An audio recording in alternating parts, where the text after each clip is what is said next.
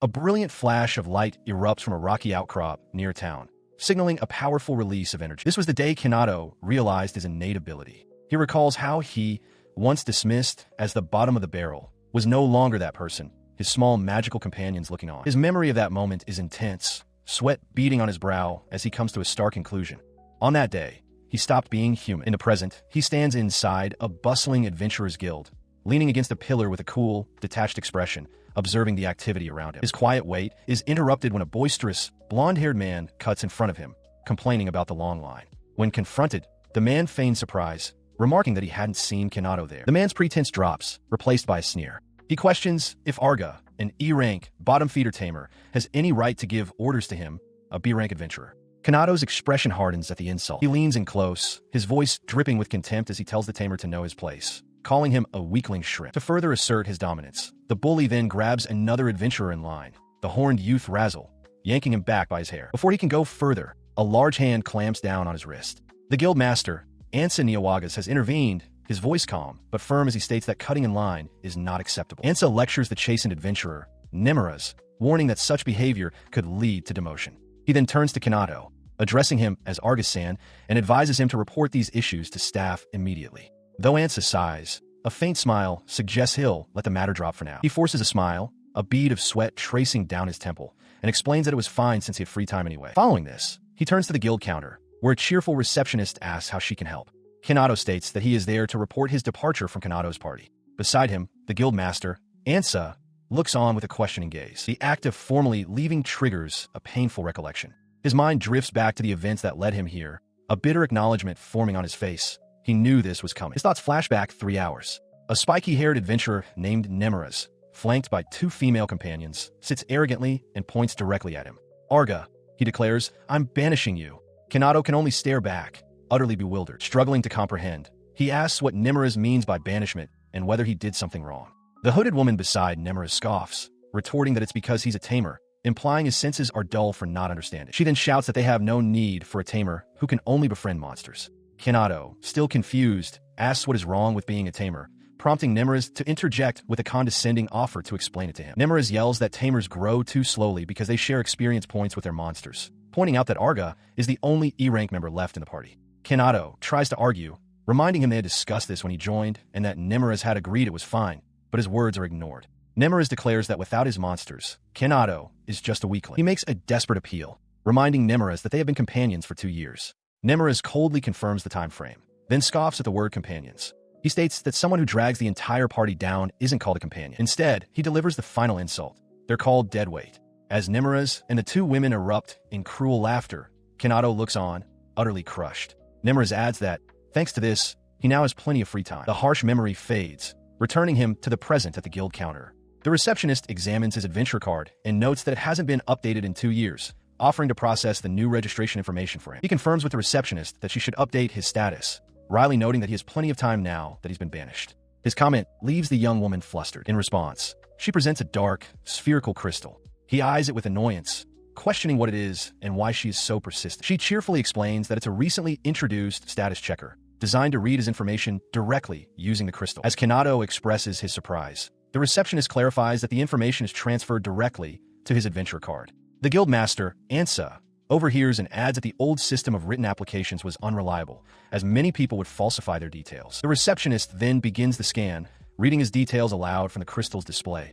Argo Abilian, age 18, race, human, rank E. She continues, stating his occupation is Tamer, and then, unexpectedly, a second occupation appears, fusionist. He immediately points at the device, declaring it broken. The receptionist looks up from her work, puzzled by his outburst. Ansa steps forward, intrigued. He admits he's never heard of a fusionist, but confirms the crystal is absolutely not mistaken. The device clearly lists skills such as tame, companion art, mix, and fusion art. The guild master's eyes widen as the implication becomes clear. He utters the term second job, a second occupation. Kanado can only echo the words, his own mind struggling to process the information. He explains that while people normally have only one occupation, there are very rare individuals who possess 2. This phenomenon is what they call a second job. The revelation leaves Kanado speechless, realizing he has 2 occupations. He clenches his fists, excitedly declaring that this new development is advantageous for job changes. The guild master, however, cuts him off, stating that this is not a matter to be taken so lightly. His excitement evaporates, replaced by wide-eyed shock as he processes the sheer rarity of his situation. The occurrence of a second job is a statistical anomaly, happening only once in 1,000 years. The shock quickly gives way to renewed elation. He realizes the magnitude of this discovery, thinking to himself that he must be a prodigy, a 1 in 1,000 years talent. This feels like a complete reversal of his fortunes. His thoughts turn to the practical matter of his new occupation. He asks what exactly a fusionist does. The receptionist leans in, equally curious, but the guildmaster can only admit that he has never heard of it either, looking perplexed. With no answers from the guildmaster, he begins to speculate aloud. Judging from a name, he reasons, it is likely an occupation that allows one to crossbreed monsters. The implication of his own theory deflates his excitement. He laments that crossbreeding is something any tamer can do, feeling foolish for getting his hopes up over the once in 1,000 years revelation. The guild master stares, stunned into silence by this casual dismissal, before stammering, anyone could do it. He turns back to the guild master, a bead of sweat on his face, and asks with sudden uncertainty if he can, in fact, do it. The question hangs in the air outside the guild hall. Leaving the guild, he finds a quiet spot in a field to test his new abilities, holding a blank card-like object before him. He holds the card steady, a determined look on his face, and issues a command into the open air. All right then, come out you guys. In response to his call, 3 long, dark, shadowy forms erupt from the ground before him, their shapes indistinct but clearly monstrous. His summon solidified, the shadowy forms resolving not into monsters, but into 3 familiar, small creatures, a baby dragon, a wolf pup, and a slime. He regarded his companions with satisfaction, declaring them the base for his first fusion experiment. At his command, a status screen materialized, which the slime curiously inspected. The screen displayed their individual statistics. The baby dragon at level 10 with an attack of 3 and defense of 1. The baby wolf, also level 10, with an attack of 2, and the slime at level 15 with an attack of 11. He noted internally that their stats were all quite low. Despite their weakness, he proceeded with his plan, consulting a chart of potential combinations. He decided to begin with the baby dragon, Lala, selecting a bat as the fusion material. This confidence stemmed from a recent and rather confusing conversation.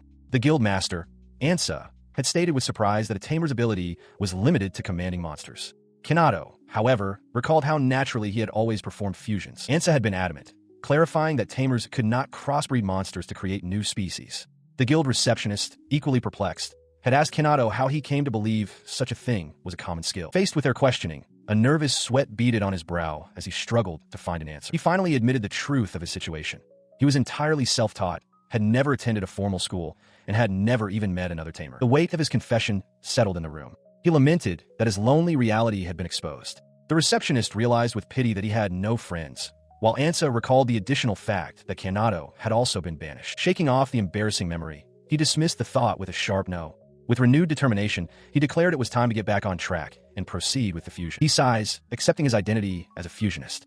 Deciding that mixed fusion art sounds more impressive, he considers the prompt before him, an offer to fuse the baby dragon with a bat. Without hesitation, his finger presses yes, initiating the mixed fusion art. The command is instantly executed. A brilliant flash of light erupts around Kanato as the forms of the bat and the baby dragon are drawn together in a swirl of energy. As the light subsides, the new creature is revealed. Kanato observes that the dragon's wing shape and color have changed, now resembling those of a bat. The small creature lets out a curious growl. He immediately consults the creature's status. He notes that while its overall stats have decreased, its racial skills remain the same, and a crucial new ability has been added, the bat's ultrasonic wave. The initial concern vanishes, replaced by a wide, triumphant grin. He realizes that despite the lower base stats, the addition of a new skill means that, overall, the creature has indeed gotten stronger. Filled with renewed purpose, he holds a modified dragon aloft. He declares with excitement that, as the fusionist, he will continue to make it even stronger. His other companions, the baby wolf and the slime, watch the scene unfold.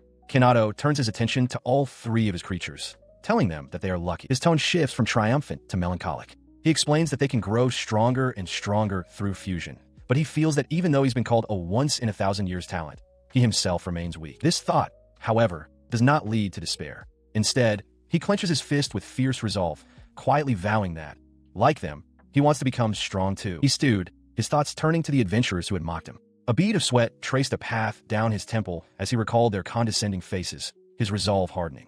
He would show them. His brooding was interrupted by a small dragon, who looked up at him from their resting spot on a grassy plain just outside the town. Suddenly, a radical idea took hold of his mind. Fusion. He began to reason that if humans and monsters were nearly identical from a magical and biological standpoint, then perhaps they could be fused as well. The question hung in the air, both terrifying and exhilarating. Should he try fusing himself with a monster? He considered the immense risks.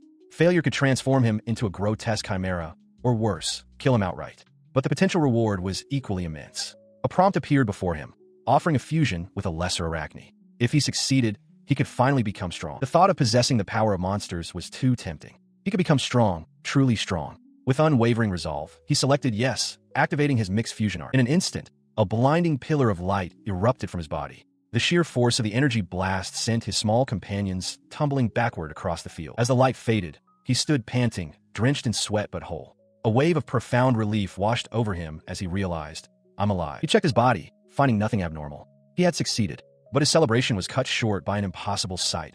A status window, an interface that only monsters were supposed to possess. The implication of this anomaly struck him silent, his eyes widening in utter shock and confusion. He let out a strained, disbelieving laugh. The information scrolling before his eyes was undeniable. His race had changed. He was now a demon human, and this transformation was the very reason his status screen had become enabled. Staring down his own hands, a single, stark realization echoed in his mind. He had, in his desperate gamble, apparently stopped being human altogether. Inside the bustling Adventurers Guild, Kanado snatches a request from the public board. With a determined look, he rushes towards the exit, clutching the paper and wondering to himself if there were truly so many good quests available in the area. He slaps the paper down firmly on the reception counter, declaring with conviction, I'll take this job. The receptionist confirms the details, a goblin extermination in the Northern Plains. She warns him that it's simple work with a low reward, but he dismisses her concern, stating that it's fine because he just wants to test his strength. Her expression shifts to one of slight confusion. Looking up at him, she seems to notice something for the first time, asking with surprise if Argus-san had always been so tall. He appears slightly taken aback, scratching the back of his head. He cryptically explains that he was, in a way, reborn, and that these physical changes are likely just the beginning. The receptionist can only stare, completely baffled by his statement. Cutting the conversation short, he turns and waves, announcing that he's heading out. The receptionist calls his name as he departs, while Ansa, the guild master, observes from nearby. As he disappears through the doorway, the receptionist turns to Ansa with a worried look, commenting that something seems strange about Argus-san. Ansa muses over Argus' behavior, suggesting he probably just wanted a fresh start. He recalls Argus' claim of being reborn and how eagerly he accepted such cheap work. Stroking his beard thoughtfully, he continues, questioning why an experienced adventurer like Arga would choose a simple goblin extermination in the Northern Plains. The receptionist's concern deepens. She quietly wonders if Arga will be alright, a thought that hangs in the air as the scene shifts. It is revealed that the Northern Plains are currently a dangerous place. There, amidst the rocky landscape, Kanado has already arrived, spotting his targets ahead. Hey, there they are, he thinks, observing a group of goblins. He turns to his companions, a confident smirk on his face. He declares them the perfect opponents to test their new strength after their fusions, adding that he will test his own power afterward. As he considers his own changes, he reflects on the profound transformation of becoming a demonic human. His life force and magic power have increased fourfold, and his attack power has surged from a mere 5 to an impressive 81. His thoughts continue, cataloging his new abilities. He notes that fusing with a spider-type monster granted him the ability to produce spider silk. However, the one skill that truly piques his curiosity is the final one he acquired, Evolver. He examines his hand, contemplating the implications of this new skill. It doubles the experience he gains while having the experience required to level up. He realizes that if this is true, his rate of growth will now be astonishingly fast. His reflection is cut short as a goblin in the distance turns its head sharply. They have been spotted. Without hesitation, he points forward and commands his small dragon, Lala, to unleash an ultrasonic wave. The sonic attack blasts through the goblin ranks, stunning them. Pleased, he notes how useful the skill gained from the bat fusion is, then orders all his companions to charge. His monsters leap into the fray. The slime, Luli, uses a new bite skill from a kobold fusion, while the wolf, Lily, employs a charge skill from a boar fusion. He watches with pride, seeing how much stronger they've become, and resolved that he cannot fall behind them. He joins the attack, descending upon a goblin and slicing it cleanly in two with his blade. But his expression immediately shifts to one of utter shock. The bisected goblin does not fall. Instead, both halves rise independently, their mouths open in a silent, horrifying scream. He stands amidst the twitching remains of the bisected goblins, his blade still humming from the final, effortless cut. The ease of the victory leaves him stunned. He questions how he could have sliced them in two with a simple knife, recalling his previous lack of strength with a disbelieving laugh. His surprise deepens as a cascade of notifications fills his vision. He wonders how he could be leveling up so rapidly just from defeating goblins, even with a skill that boosts experience. He quickly realizes he must have also received experience from the monsters his companions defeated. A smile spreads across his face as he confirms that everyone's stats have increased dramatically, noting that his own improvement is particularly amazing. He focuses on his own status, and his smile turns to wide-eyed disbelief. His attack power is 241, and his agility is 301, numbers that rival A-rank adventurers, perhaps even S-rank.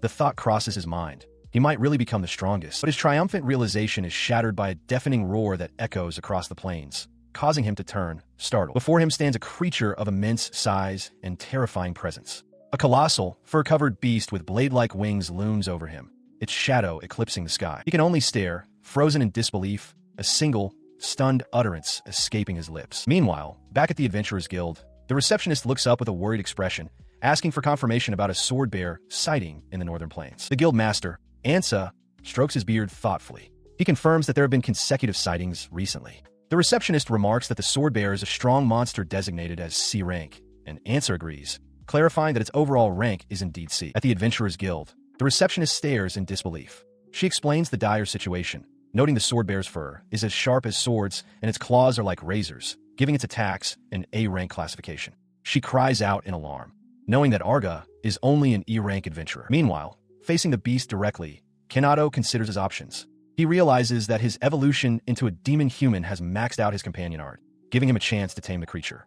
However, he quickly decides that survival is the more immediate priority and orders his companions to stay back. With a new resolve hardening his expression, he declares that he will defeat this one. As the sword bear lets out a deafening roar, Kanado charges forward, knife at the ready. He leaps toward the monster, motivated by the thought of the massive experience an A-rank opponent would provide, enough to level him up instantly. But as his blade strikes the creature's arm, he discovers its hide is impossibly hard. The beast roars, unfazed. Kanado realizes a knife is useless, and punching the sharp fur will be suicide. He barely registers the creature's immense speed as a massive clawed arm swings down towards him. Dodging just in time, he feels a surge of gratitude for possessing the spider's skill. He fires a silken thread, using it to swing away from the beast and create distance. Landing safely, his eyes narrow with focus. A new plan forms in his mind, and he decides to use a different tactic. He summons the spider's silk again, this time beginning to wrap the strong, thin threads around his own hands. With the silk tightly wound, forming makeshift gauntlets, a confident smirk spreads across his face as he prepares for his next move. He shouts the name of his improvised weapon, readying his stance to face the colossal beast once more. Spider silk gloves. He lunges forward, his silk-wrapped fist pulled back. With a defiant cry, he declares that he is no longer afraid of the sword bear's fur armor as he unleashes a powerful punch directly into the monster's chest. The blow connects with tremendous force, causing the colossal beast to stagger backward, its body shuddering from the impact. The monster stagger gives way to a fatal wound as Kanado's fist pierces its tough hide, sending a spray of dark fluid into the air.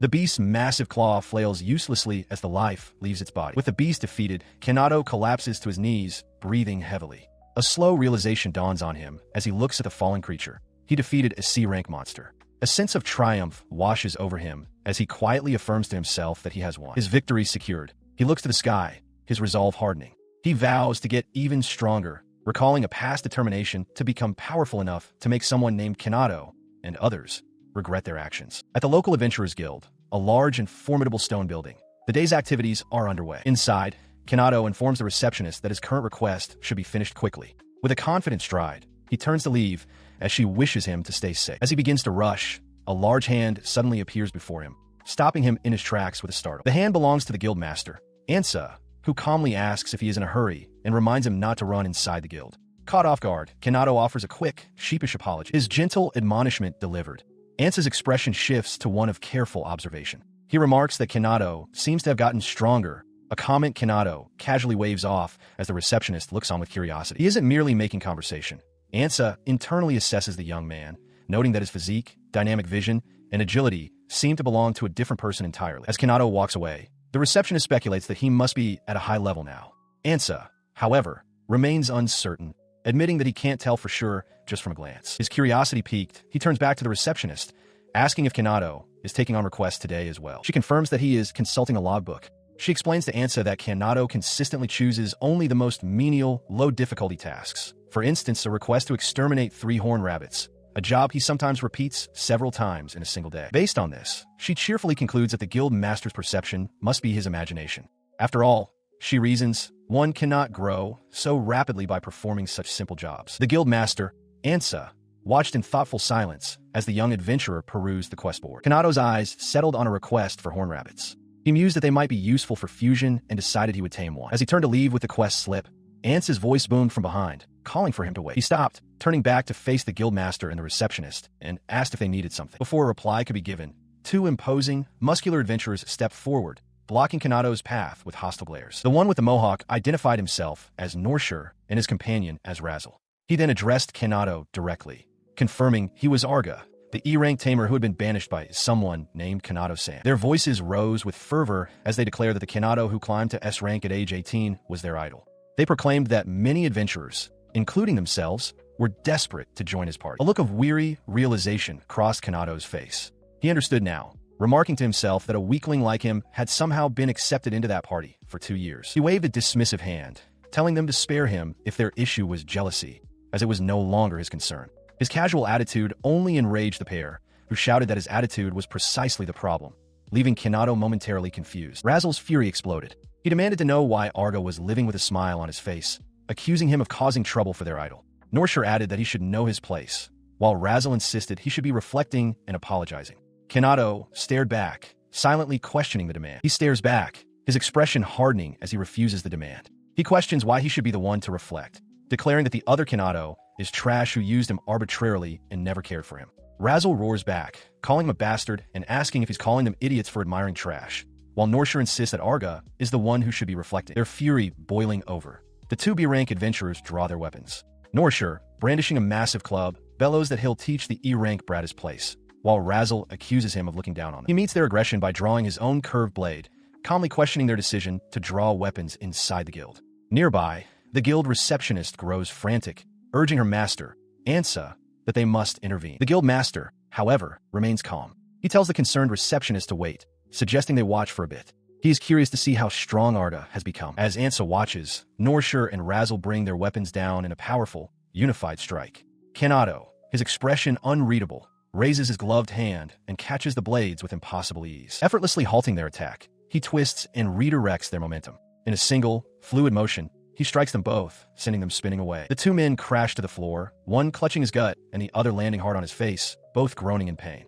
Asta and the receptionist watch the swift conclusion, the latter still in shock. Standing over his defeated opponents, he asks with condescension if they're seriously idiots, reminding them that using weapons inside the guild is a violation of the rules. His words strike a nerve. Norshur and Razzle grit their teeth in humiliation, realizing how lame it is to be lectured after being so easily defeated by an E-rank tamer. Despite their defeat, their anger remains, cursing their own weakness and his strength. Kanado simply stands before them, unmoved by their impotent rage. He easily holds back the renewed assault from Norshur and Razzle. Despite their muscular builds, their strikes feel surprisingly weak, and he parries them with little effort, a grimace of frustration on one of his opponent's faces. This feels wrong to him. He realizes that something is strange. There is no way B-rank adventurers could be this slow. Recalling how easily they lost their balance earlier, he wonders if they are trying to trick him into letting his guard down. His eyes narrow with suspicion and resolve. Though he doesn't understand their tactic, he decides on a new course of action. In a flash of movement, he pivots and drives the edge of his hand into Norshi's neck with stunning force. He had decided to deliberately play along with their apparent weakness,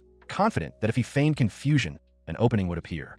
The powerful blow sends Norshur tumbling helplessly across the guild floor. As his opponent lies motionless, Kanado remains crouched and wary. He questions if this is also a trap and from where the next attack will come, silently challenging them to reveal their true intentions. Before the tense standoff can continue, a large hand is raised, signaling a definitive halt to the proceedings. The guild master, Asta, steps between them. He addresses Kanado as Arga-san and tells him that's enough. Still on high alert, Kanado protests, urging Asta to move aside because he believes the others are still planning something. Asta calmly disagrees, stating that the fight is over. He gestures to the fallen adventurer, confirming that both of them are already unable to continue. As the guild receptionist tends to the unconscious Norshur, she offers an explanation to the bewildered Kanado. She clarifies that B-ranks are not actually weak. Rather, his own senses haven't yet caught up to his true, vastly superior power level. The revelation leaves him stunned. He listens as the guild master, Asta, explains that everyone else understands the situation. Kanado has become strong enough to overwhelm B-ranks. Asta elaborates, stating that the tamer defeated the two braggarts without even using his monsters, and that his movements were not those of an E-rank. He reveals that both Razzle and Norshur are B-ranks on the verge of becoming A-ranks. With the gravity of the situation established, Asta places a hand on his shoulder and firmly requests that Kanado show restraint from now on. Stunned, Kanado can only manage a weak agreement. The word restraint echoes in his mind. He processes the shocking realization that he has become so powerful he needs to consciously hold back in a fight. The thought is overwhelming as he walks away, lost in contemplation. As he departs, Asta watches him walk away through a window, his expression thoughtful. The guild receptionist approaches Ansa, remarking on how incredibly strong Arga-san has become, but questions why it happened so suddenly. Ansa admits that he does not know. A new voice interjects, suggesting that his second job is probably related. The speaker, a woman with long, light-colored hair, states that she doesn't know the details, but she intends to investigate it. The receptionist turns to the woman, asking if she is referring to the person they were just discussing, confirming she heard the phrase second job. Before she can answer, others in the guild hall notice her presence. Murmurs of admiration quickly turn to shock as the receptionist recognizes her with a gasp, exclaiming, "It's Sissel." The woman is revealed to be Sissel Lucergel, humanity's strongest, an SSS rank adventurer. She sits calmly at a table, a faint, knowing smile on her face. Her intense focus remained unbroken. With wide, curious eyes, she made her request clear, asking the guild master to please tell her about the man from earlier. Deep within a cavern, a monstrous, multi-legged centipede-like creature bursts forth from a fissure in the rock wall, its many limbs scrabbling for purchase. The creature's sudden arrival sends a young Tamer diving for cover. He glances back in terror, sweat dripping down his face as the beast looms in a narrow passage. He scrambles onto a higher ledge, catching his breath. Looking back at the blocked path, he realizes with grim certainty that the route is now impassable, acknowledging how dangerous the situation had become. His fear gives way to a surge of anger. He clutches his cloak, muttering a curse for Kanado, whom he blames for his predicament. His thoughts are interrupted when he overhears the name, whipping his head around in surprise. From the shadows of the cavern emerges Sissel Lucergel, standing calmly before him. She greets him with a gentle smile, unperturbed by the surroundings. The startled Tamer asks why she is alone in such a place. Sissel explains that she is searching for Kanado's party, as she has something she needs to ask them. Sissel adds that she can tell the others have already left. She then asks the Tamer if he knows where they might have gone deeper into the dungeon, but he remains silent, his face a mask of resentment. His silence is filled with the stinging memory of his former party members.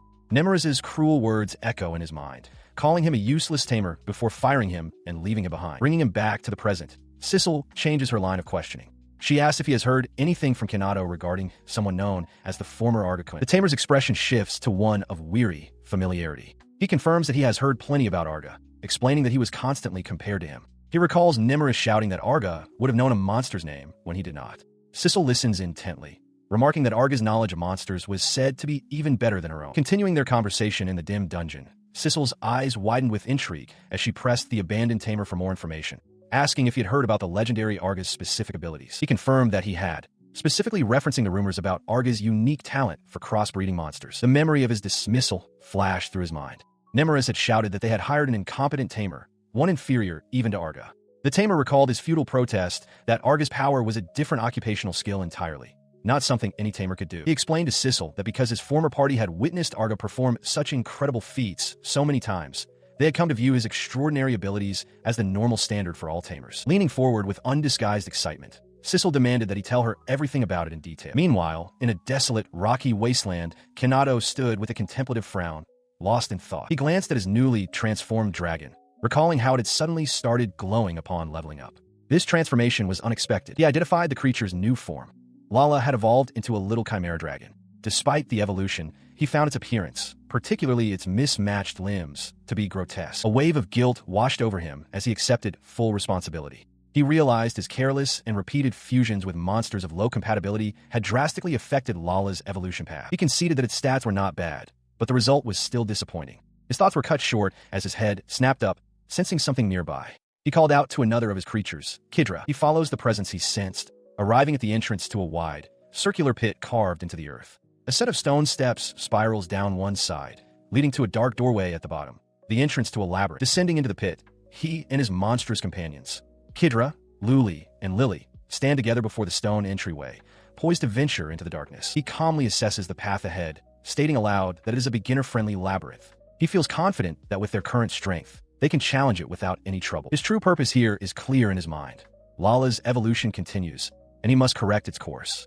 Believing the labyrinth holds the necessary fusion materials, he pats Kidra and gives the command to advance, charging forward with his party. Immediately upon entering, they are met with hostility. A reptilian humanoid with a crude blade lunges toward Kidra as other insectoid monsters scuttle nearby. The sudden assault provokes a swift response. Kanado drops into a low stance, his expression hardening as he draws his own weapon, ready to intercept. However, his focus is not on the immediate threat. He dashes past the lizard man, shouting for his companions to let the small fry scatter. He has identified his true target, a metal stag beetle. To correct Lala's evolution, he needs both beetle-type and steel-type elements.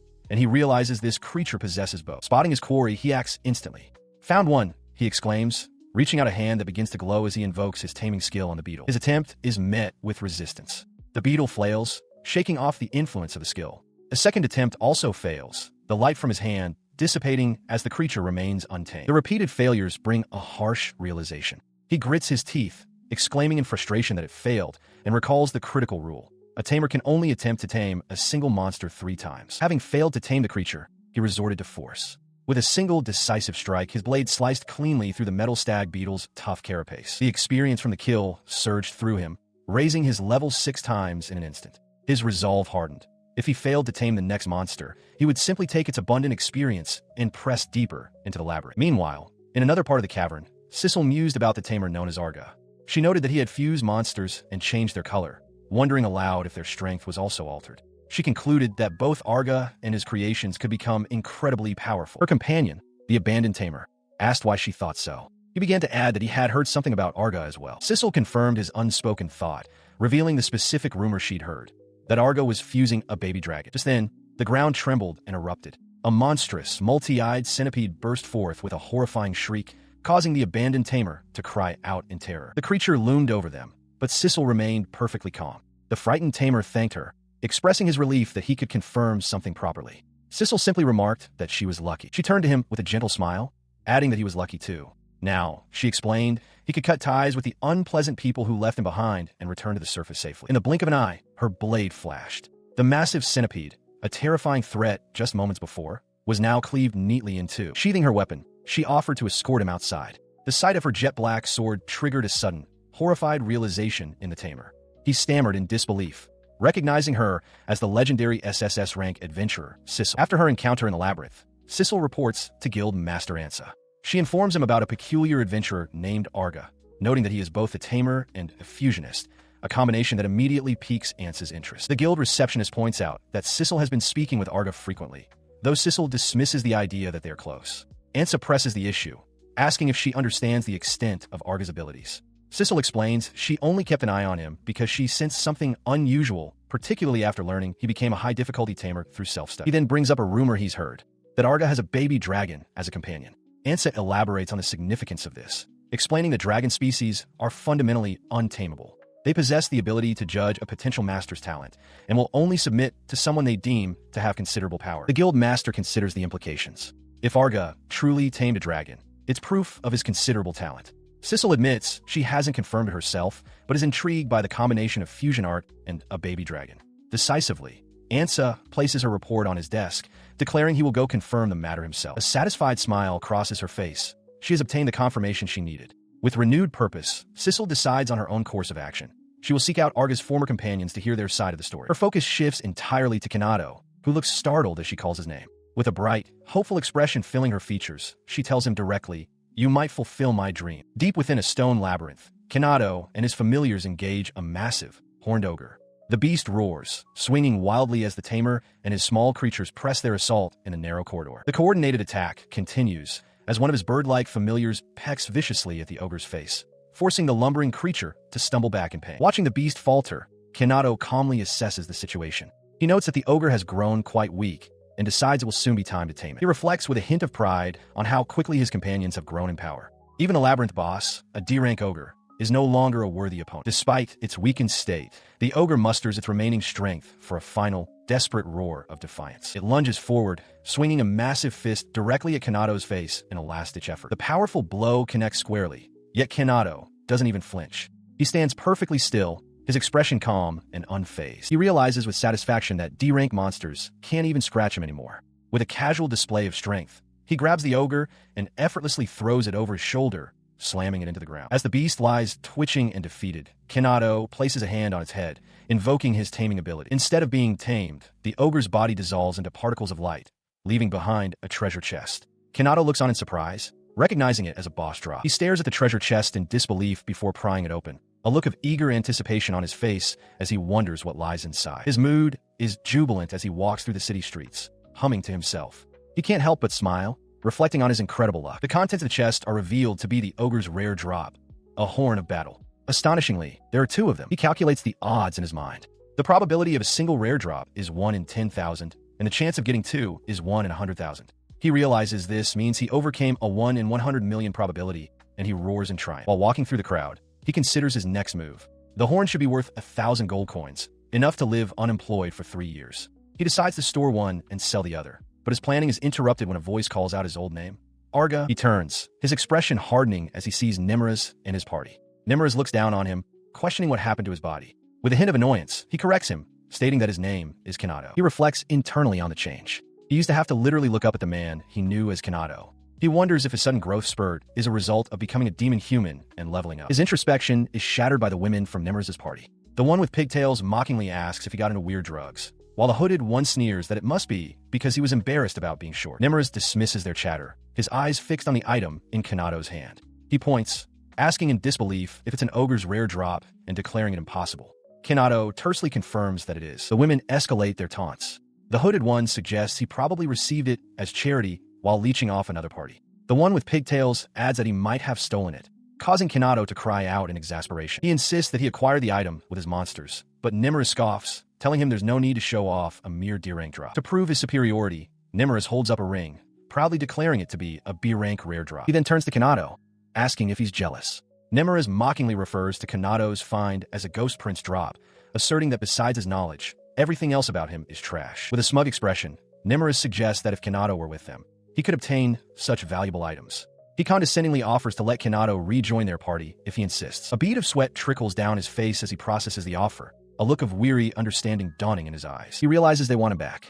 It becomes clear they must be struggling with labyrinth conquest due to their lack of monster knowledge. They get excited over a worthless ring, completely unaware that high-rank rare drops are not always superior. He concludes they're simply duds who lack even that basic insight. A small, cynical laugh escapes him as he muses that these people, having finally realized his value, are now trying to recruit him again. He wonders aloud who would ever join them, prompting the hooded woman to angrily question if he's rudely rejecting their kindness. His patience shatters. He whirls around, roaring for them to shut up as his 3 tamed monsters, the slime, the wolf, and the dragon, erupt into existence around him, startling his former companions. The trio recoils in disgust.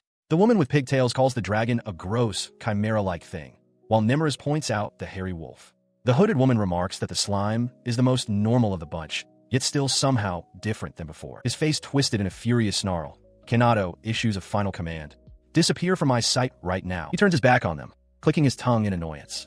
It was unlucky to run into his former party. Behind him, the woman with pigtails calls him barbaric for resorting to violence, while the others look on with irritation. Walking away, he hardens his resolve. The idea of living carefree for 3 years is no longer an option. He decides he will get so strong that they can never look down on him again. Meanwhile, Nimruz watches him go, his expression sour. The hooded woman beside him voices her frustration, calling Arga irritating and admitting that she had wanted to recruit him again. She then wonders aloud what they will do now, acknowledging that conquering the labyrinth will be tough without someone knowledgeable about monsters, a tamer. Sometime later, Kanado stands before an elderly, goblin-like shopkeeper. He asks the proprietor to buy an item from him, explaining that his knife has grown dull after many trips into the labyrinth, and he needs to exchange the item for money to purchase a new weapon. He places a single, gleaming gold coin onto the wooden counter. A wide smile spreads across his face as he thinks to himself that he was lucky today. The shopkeeper returns the smile with a sly, knowing grin of his own. Suddenly, the coin in the shopkeeper's hand disintegrates into dust. The old man lets out a piercing shriek of shock and agony. The shopkeeper erupts in fury, accusing Kanado of being a scammer and demanding to know what he did. Kanado's expression hardens as he questions the accusation of the coin being fake, stating it's a legitimate drop from an ogre. He then issues an ultimatum. As an apology, the shopkeeper will buy the fake for 2,000 gold coins and throw in the most expensive knife in the store. The shopkeeper warns the boy not to mess with him. As the tension mounts, a group of 4 intimidating men appear behind the counter, glaring menacingly at Kanado. He meets their hostile stares without flinching. He faced the charging thug, his expression cold and unimpressed. As the brute lunged with a knife, Kanado internally noted that he'd stumbled into a far worse establishment than he'd anticipated, one the world would be better off without. With a swift, effortless movement, he sidestepped the attack, sending the thug tumbling past him head over heels. He turned to the remaining thugs with a sharp grin, declaring that they were unlucky to have met him while he was on edge. A moment later, he reconsidered, thinking that perhaps he was the one with bad luck. The other enforcers watched in disbelief, one of them muttering in awe at his skill. The tense standoff was suddenly interrupted by a young woman appearing in the doorway. She greeted him cheerfully, calling him Arga-kun. The thugs were taken aback, questioning who she was and her connection to their target. One of them immediately threatened her, warning her to stay back or be cut down. Her cheerful demeanor vanished. With a calm but firm expression, she simply told the man to be quiet, as a conversation was in progress. In a blink of an eye, the thugs were all sprawled unconscious on the floor. Kanado stared, completely bewildered by the sudden turn of events. He remained speechless as she turned back to him, her smile completely restored. She happily announced that she had been searching all over for him. His mind raced, trying to comprehend what had just occurred. He hadn't seen a thing. The shopkeeper, however, stared in terror and recognition, shouting her name, Sissel. The name caught Kanado's attention. He looked at the young woman, the name echoing in his mind. He recognized it now. Sissel, the strongest human. Acknowledging the suddenness of the situation, he asked if she would be willing to hear a request. With earnest determination, he made his plea directly. For a party with me. He could only manage a bewildered sound, a bead of sweat tracing its way down his temple. The invitation had been extended, but now, faced with Sissel's placid smile, he was thrown into turmoil. He couldn't decide if this moment was a stroke of incredible luck or a terrible misfortune. Kanado is taken aback by Sissel's request to form a party. His mind flashes with the legends he's heard. Sissel, the hero who single-handedly defeated evil dragons, demon lords, and even gods. He can't comprehend why humanity's strongest warrior would want to team up with him. Sissel simply looks on, awaiting his answer with a hopeful expression. He voices his skepticism, demanding to know what proof she has that she is the genuine article. She confidently asserts her identity, reminding him that her immense strength should be proof enough. Realizing words aren't enough, she brandishes a massive blade, declaring it the divine bone blade, forged from an evil god's bone and a weapon only she possesses. Kanado remains wary, recalling a recent bad experience with a crooked dealer that has left him untrusted. He points out that showing him a weapon he's never seen before doesn't prove anything. A look of embarrassed realization dawns on her. Exclaiming how foolish she's been, she declares she should have shown him her adventure card from the start, and promptly pulls it from her cleavage. He takes the card, his eyes widening as he reads the unbelievable details. Sissel Lucergel, age 18, rank SSS. She holds 3 occupations: Sword Saint, Holy Knight, and Dark Mage. Her level, attack power, and all skills are listed as immeasurable. This is undeniable proof. The question still burns in his mind. Why would humanity's strongest want to team up with an E rank like him? She begins to explain that ever since she was a small child, no one could ever match her in combat. Kanado expresses his admiration, but Sissel corrects him, calling her situation a tragedy. Her story continues, revealing a lonely existence. Being at the pinnacle of power from the very beginning meant living a boring life, one without goals or thrills. She yearned for something more. In search of that something, she traveled the world, but it didn't matter if her foes were evil dragons, demon lords, or malicious gods. All were weaker than her. She despaired, realizing there was only one thing she truly sought: defeat. She explains that after hearing rumors of his ability to strengthen monsters through fusion, she realized he presented a unique opportunity. With a hopeful expression, she tells Kanado that if he could create the strongest monster imaginable, she believes she could finally experience the defeat she so desperately craves. He listens, a slight smile on his face as he processes her incredibly peculiar problem. He processes her words, a bead of sweat forming on his temple as the full weight of her request sinks in. He now understands that this is the true reason she wants to form a party with him. Having considered her proposal, he agrees to team up, but not without a condition of his own.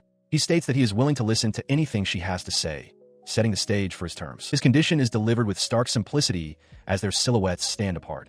He demands that she fight against him. 1 week passes. A massive coliseum now stands packed with a roaring crowd, the arena floor empty in anticipation. The coliseum is abuzz with speculation.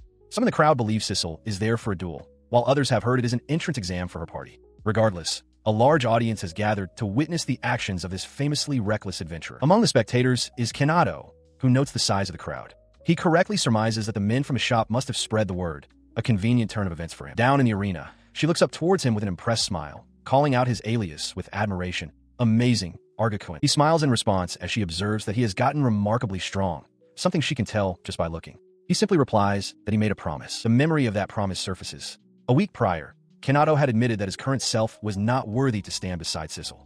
With renewed resolve, he declared that he would prove his worth by becoming a man fit to be her partner in just 1 week. He stands before the crowd and accepts the challenge. Sissel, a confident smile on her face, asks if she should see what he's got. He responds with a simple, firm yes. Without another word, Sissel lunges, her blade held low as she closes the distance between them in an instant. As she approaches, he feels an incredible pressure radiating from her, an aura so powerful he doubts he can win. Yet, he steels his resolve, knowing he cannot back down now. The crowd watches intently. One spectator recognizes him as Arga, but notes that he seems different than before. Another man questions if this is the same person once known as Kanado's lackey. The crowd's words echo in his mind. He realizes this is his reputation in the world, and if he were to team up with Sissel now, he would simply be mocked as Sissel's lackey instead. This realization solidifies his determination. He vows that he will not run away.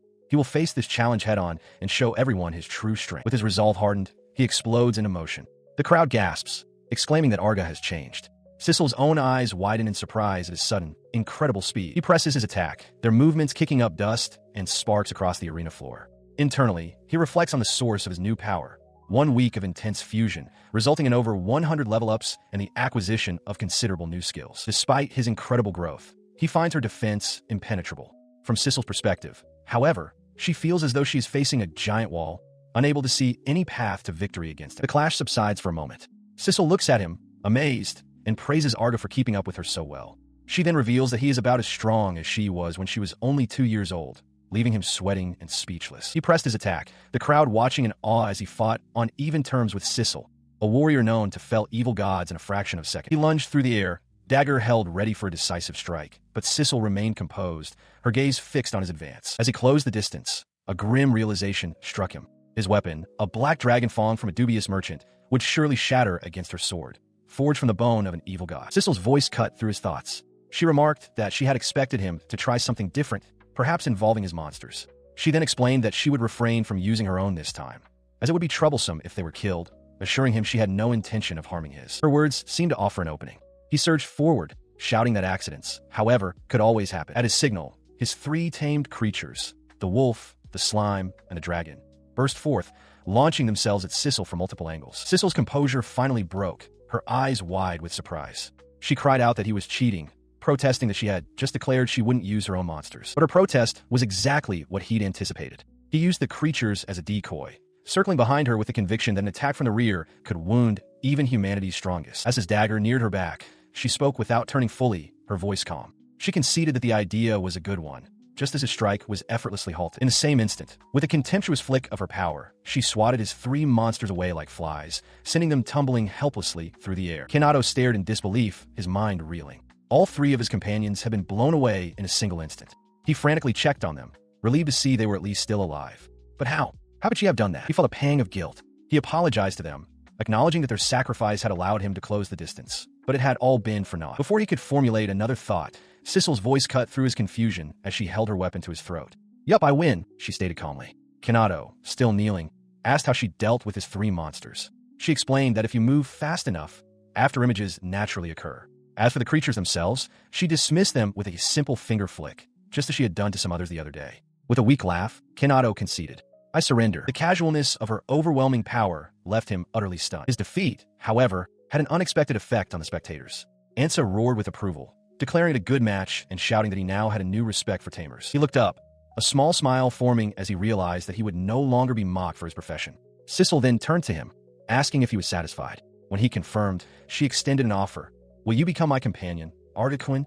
Without hesitation, he agreed. 2 days passed. The newly formed pair stood before the imposing entrance of the A-rank labyrinth. Sissel glanced at him, asking if he wanted to see how she fought. He nodded, explaining that while he was well aware of her strength against people, he was curious to see how she handled monsters in a real battle. He affirmed that he was fine with the prospect. In what felt like a blink of an eye, a massive labyrinth beast lay defeated before them. Sissel turned to him, asking for his assessment. Kanado, sweating, admitted that even though he was watching intently, he couldn't follow her movements at all and pleaded for her to do it one more time. She explained that her true ability was imperceptible. An A-rank monster was no challenge, finished in an instant. The revelation shocked him. Sissel elaborated that to truly test her, they would need an S-rank labyrinth, but regulations prevented an E-rank adventurer like him from entering. A look of determination crossed Kanado's face. "Then let's go take the test." In response to his declaration, Sissel's expression brightened with unrestrained enthusiasm. She eagerly declared that he would take a promotion exam. She then excitedly shouted her ultimate goal, SSS rank. Kanado, however, brought a dose of reality to the conversation, reminding her that to even enter an S-rank labyrinth, he would first need to be promoted to S-rank himself. A flicker of doubt crossed his face as he wondered if he was capable, but Sissel quickly reassured him, offering to provide a recommendation so he could take the exam. Her cheerful demeanor vanished in an instant, replaced by sheer, abject horror. A dreadful realization seemed to dawn on her as she considered his unique situation. The highest rank achievable by circumstance. What would that mean for him? The thought left her utterly aghast. Before the gnarled, imposing entrance of an SS rank labyrinth, Nemeriz's party pauses. The woman with pigtails admits to feeling nervous despite their strategy, but the hooded woman beside her dismisses the concern, stating that everything is fine. His face set in a look of fierce determination. Nemeriz declares that they can break through even without Arga. He corrects himself, adding with a confident grin that they don't even need a tamer at all. The hooded woman enthusiastically agrees, shouting that they will conquer the dungeon and achieve their promotion to SS rank, all without the help of the one she now calls a loser. Elsewhere, outside what appears to be the Adventurers Guild, Kanado stands with Asta and the young woman with the winged hat. Another adventurer approaches, asking Kanado if he has heard any news about his former party. He turns his head slightly, his expression unreadable, and confirms that he heard they have apparently started using chicken tactics. The other man questions why they would employ such a flawed strategy. Kanado explains that the tactic involves skipping all the lesser monsters to use poison on the boss. He surmises that they don't understand the importance of knowledge, which is why they would so readily discard a tamer. The mustached adventurer reflects on this, murmuring that any adventurer with decent ability should realize the immense value of the information that tamers possess. Nearby, Asta stands before a closed door. He pushes the door inward, the young woman with the medical bag following closely behind him. The door opens into a spacious, empty, and starkly lit room, its plain walls containing only a few other doorways. Stepping inside, Asta turns to someone just out of view and offers an apology for the wait. He stands inside the prepared room, addressing Kanado and Sissel. He remarks on how remarkably Kanado has grown, noting that he now understands why he is challenging for SSS rank. Continuing the conversation, he mentions that Sissel had already informed him that the two of them had formed a party. Their discussion is abruptly cut short by a loud voice. A powerfully built man with pointed ears calls Asta master and impatiently demands they stop the pointless small talk and begin. Kanado's expression hardens at the man's dismissive tone. Seeing this, Asta turns to formally introduce the newcomer. He presents the man as Raja, an SSS rank adventurer who will serve as the examiner for the day's promotion test. A flicker of recognition crosses Kanado's face. He asks Raja if they have met before, but Raja suggests he might be thinking of his brother, Razzle. The name clicks into place. Kanado recalls that Razzle was the adventurer who picked a fight with him at the guild. Raja listens, a grim look on his face, confirming they're indeed brothers. Raja's composure shatters. He shouts that Kanado beat up his big brother so badly that he's been depressed and shut in ever since. Kanado retorts that Razzle started the fight and deserved it. As Asta chides Kanado for worsening the atmosphere, Raja's fury boils over, and he screams that he'll kill him. Stepping between the two, Asta spreads his arms to restore order. He instructs them both to face each other as he prepares to explain the rules of the test. He states that the rules are very simple. They will fight, and if Kanado can secure a draw or better, he will pass. The two combatants glare at each other, the air thick with hostility. He faces an immediate, ferocious assault. Raja, roaring, brings his blade down in a powerful arc, aiming to cleave him in two. The sheer killing intent behind the blow startles Kanado. Raja bellows that the first strike wins and that he fully intends to kill him. He reacts instantly, dropping low and sliding away from the lethal strike. The blade crashes into the ground where he just stood, but Raja's confident smirk remains. As he continues his relentless assault, Raja mocks his opponent's defensive posture, goading him to fight back. The guild receptionist watches with growing alarm. Her concern mounting, the receptionist turns to Sissel, stammering that they should intervene. She points out that Raja cheated by launching a surprise attack from the very start. Sissel, however, remains perfectly composed. She reassures the worried receptionist, stating with a smile that it's fine and the match will be over shortly. Her confidence seems misplaced as the battle rages on. Raja continues to press his advantage, and to an outside observer, it appears Kanado will soon be overwhelmed. The examiner gives in completely to his fury, laughing wildly as he screams for his opponent to die with every swing of his sword. But his frenzied attack creates an opening. Raja's manic expression freezes into one of sudden shock as he meets Kanado's cold, calculating gaze. In a flash, Kanado closes the distance and delivers a single, devastating punch. The force of the impact sends Raja hurtling backward, crashing into the wall and dropping his weapon. He watched as his opponent, Raja, lay stunned on the ground, the force of the single blow having completely overwhelmed him. The sudden turn of events left the guild receptionist utterly bewildered. She questioned how it was possible, pointing out that he should have been at a disadvantage from the surprise attack. He calmly explained that he had anticipated his opponent would fight dirty, so he was on guard from the very beginning. Asta, the guild master, interjected, noting that Kanado had looked surprised by the initial assault. Kanado admitted this was true, but clarified it was because Raja's movements were shockingly slow. From the floor, the defeated examiner could only react with incredulous anger. The thought sparked a sudden realization within him. He wondered if the slowness was a deliberate tactic, a feint designed to make him let his guard down. His mind raced, connecting this tactic to a similar feeling he'd had about Raja's brother. A sense of unease washed over him as the pieces began to fit together. He then revealed his own counterploy. Just in case it was a trick, he had pretended to lose his stance to observe Raja's reaction. This confirmed his suspicion. The slowness wasn't a feint after all. It was genuine. The receptionist, still trying to understand, asked why he had dodged and moved around for so long if he knew his opponent was slow. She questioned his consideration, but he clarified his true intent.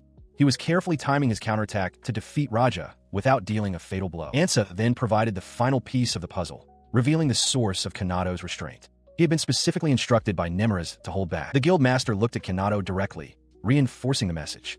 Nemruz had asked him to please show restraint from that point forward. He confirmed that he had indeed shown proper restraint. Ansa looked on, a faint smile on his face as he remarked on how much Arda had grown. With that, Ansa placed a hand on his shoulder, his voice booming with the official verdict. You pass. His declaration echoed from the guild hall, formally recognizing Arda Billion as an SSS rank adventurer. The proof of this new status was a pristine white card, emblazoned with the 3 letters signifying the highest rank. Holding his new card, he stood with Sissel and the receptionist. The receptionist explained that with this rank, he could now enter any labyrinth. Sissel asked what their next move should be, while Kanado marveled at how easily he'd become SSS rank. Sissel simply reminded him that she had told him he would be fine. He admitted that when you can go anywhere, the choice becomes difficult. The receptionist cheerfully suggested they have a promotion party first to celebrate and think things over. A sentiment Sissel seemed to share as she called out his name. But the celebratory mood was shattered in an instant. Before them, 2 familiar figures were prostrated on the floor, their bodies trembling. His eyes widened in disbelief as he recognized them, a single thought echoing in his mind. You guys. Lifting their heads, their faces etched with desperation and grime, Rebecca and Norsha cried out in a unified, pleading shout for Arda to help them. Several hours in the past, deep within a crumbling, vine-choked ruin, the air hangs heavy with unspoken danger. Inside, Nemruz and his 2 female companions sprint frantically up a set of ancient stone stairs, fleeing from an unseen threat. Their escape is cut short as a massive stone column topples over, shattering the steps behind them and sending debris flying. Forced to a halt, Nemruz declares that this is as far as they can go, admitting their pursuer is too strong.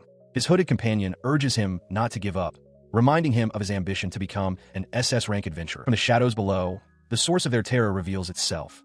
A monstrous silhouette with glowing white eyes and a mouth full of sharp fangs. Seeing the beast, the woman with pigtails suggests they retreat with a return stone, but Nemruz claims there's no opening. In a shocking move, he shoves her off the ledge, sending her falling toward the monster. His hooded companion screams his name, demanding to know what he's doing. Nemruz shouts back that their teammate, Raton, will be fine, insisting she can survive with evasion and defense magic. He declares this is their only chance to escape, and that they can come back for her later. He and the other woman activate the return stone, bathed in its light. As they vanish, he yells a final, hollow apology to Raton, whose face contorts in terror and betrayal as she is left to face the beast alone. Back in the present, Kanado listens impassively as Nemruz finishes his tale. Kanado summarizes coldly. They abandoned Raton and fled. Desperate, Nemruz refutes this, calling it a selfish excuse, and pleads for Arda to help them save her. He looks down on his former leader with a wry smile. He points out that with a Tamer's knowledge, they should know how to defeat the creature, and questions why they're relying on him after banishing him. He then poses a final, pointed question. Are they saying his banishment will be undone if he agrees to be re-recruited? He considered their desperate plea for a moment. The hooded woman questioned his sincerity, asking if he was truly reflecting on his banishment. Looking up with a neutral expression, he finally gave his answer. He would help them. His agreement, however, was immediately followed by a caveat. With a dismissive smile, he explained that it was a shame, but as a mere E-rank adventurer, he was barred from entering SS-rank labyrinths. Nemruz's face contorted with frustration. The 2 adventurers turned away in disgust, Nemruz cursing the damned Tamer and lamenting their wasted effort. As they walked off, however, Nemruz suddenly remembered something important. He held up his adventurer's card with a triumphant grin, revealing a newly stamped high rank. He had forgotten, he announced cheerfully, that he had just been promoted. Nemruz stared, utterly dumbfounded, stammering about the impossible SSS rank and accusing him of forgery. Kanado coolly confirmed his new status allowed him entry into SS rank labyrinths. Then his demeanor hardened. He turned on Nemruz, demanding to know what he had meant earlier about reflection. Beside him, Sissel expressed her disdain, questioning how he could have ever been companions with such trash. Kanado admitted with a wry smile that he was surprised by it himself. His expression then turned serious as he made a firm declaration. He would go and save Raton. He then laid out his terms clearly. He would rescue Raton and deliver her to the guild, but he would do it alone. He bluntly told his former companions that he didn't need them, as they would only get in the way, prompting an outraged cry from Nemruz. Turning his back on them completely, he announced that he and Sissel would handle the labyrinth conquest. The hooded woman's eyes widened in disbelief as she recognized his companion. Sissel, the world's strongest. Nemruz echoed her shock, declaring it impossible for someone of Sissel's renown to be with Kanado. Despite their astonishment, the hooded woman quickly realized the situation was to their advantage, and Nemruz reluctantly agreed. As they schemed, Kanado and Sissel stood ready. Their new partnership solidified. He stood before the imposing entrance to the Azalt Labyrinth, a structure entwined with massive, ancient tree roots. Sissel requested a moment to fuse her monsters before they entered, but he turned to her, questioning why she was going to such lengths to help him. She dismissed his concern with open arms, stating that his former companions were selfish scum with no remorse. In her view, He had no obligation to help them. He clarified that he wasn't helping. Even if he wanted to, he believed Raton was probably already dead. With a cold smirk, he revealed his true intention. This wasn't a rescue, but his own form of revenge. His revenge, he explained, would be to easily defeat the very opponent that the party who mocked him couldn't even touch. His eyes narrowed with grim purpose. He would make them taste bitterness. His finger moved decisively toward a system command labeled Fuse. Sissel, catching on, questioned if that was the full extent of his revenge. He smiled, confirming that this was far from the end of it, just as a brilliant light erupted from his monster. The light intensified, bathing them in its glow. While Sissel looked on in shock, Kanado calmly identified the phenomenon. It was a sign of evolution. As the light subsided, Sissel marveled at the resulting creature, admitting she had never seen such a monster. Kanado, however, simply looked onward with anticipation, eager to see what would happen next. Within the labyrinth's stone corridors, the newly evolved beast, a lithe, powerful, fox-like creature, made short work of a metal stag beetle, tearing its armored carapace apart with savage force. They proceeded deeper into the dungeon.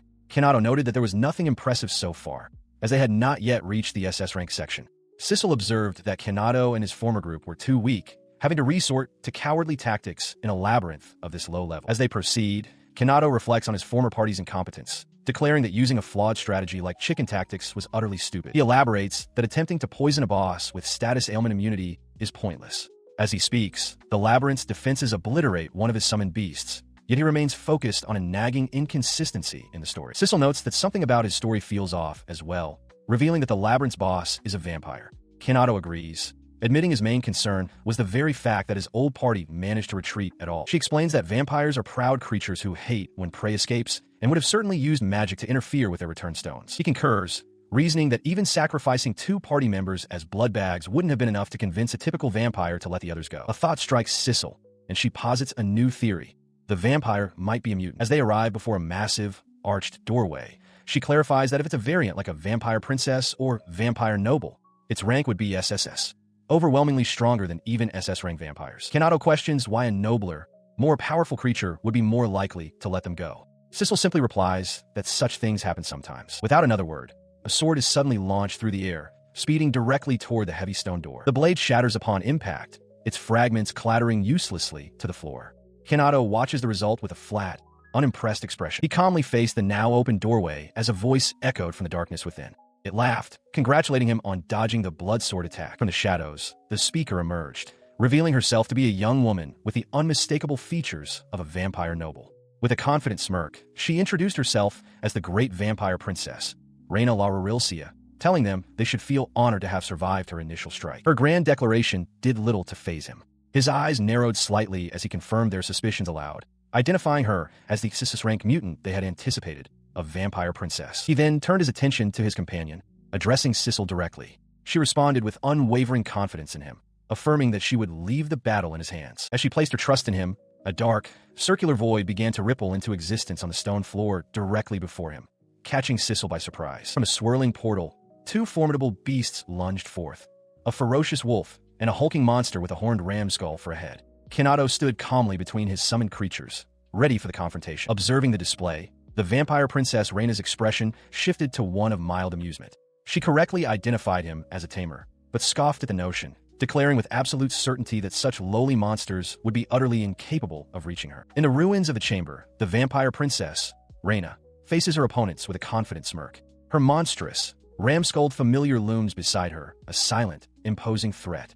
Across from them, Kanado and Sissel stand ready, flanked by the snarling wolf, Lily. Reina declares that she will remember his name.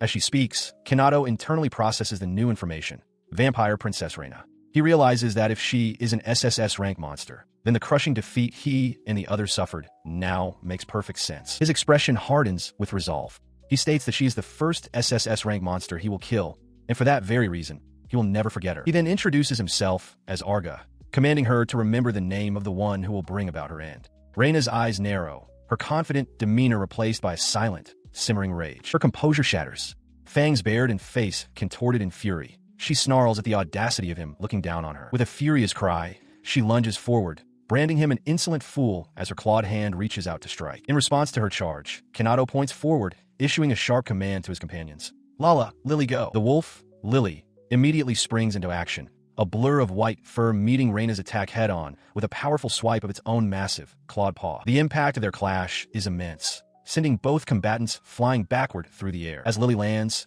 it finds no time to recover. The ram skull monster charges forward, its massive horned head lowered to gore its new target. While her monstrous familiar met the wolf's charge, Reina found herself beset by a different annoyance. A volley of projectiles forced her to break away, crying out in frustration as she ordered her beast to get out of her way. The two beasts collided with a thunderous impact, a maelstrom of fur and bone. The force of the blow sent the ram skull monster stumbling backward, its momentum completely broken. Ignoring the struggle between the monsters, Reina leaped through the air, descending upon Kanado with predatory grace. She snarled, her voice filled with venom, commanding him to die with regret as she closed in for the kill. But her attack never landed. With impossible speed, he caught her arms, halting her assault completely and leaving the vampire princess stunned. He calmly assessed the situation, acknowledging her SSS rank strength.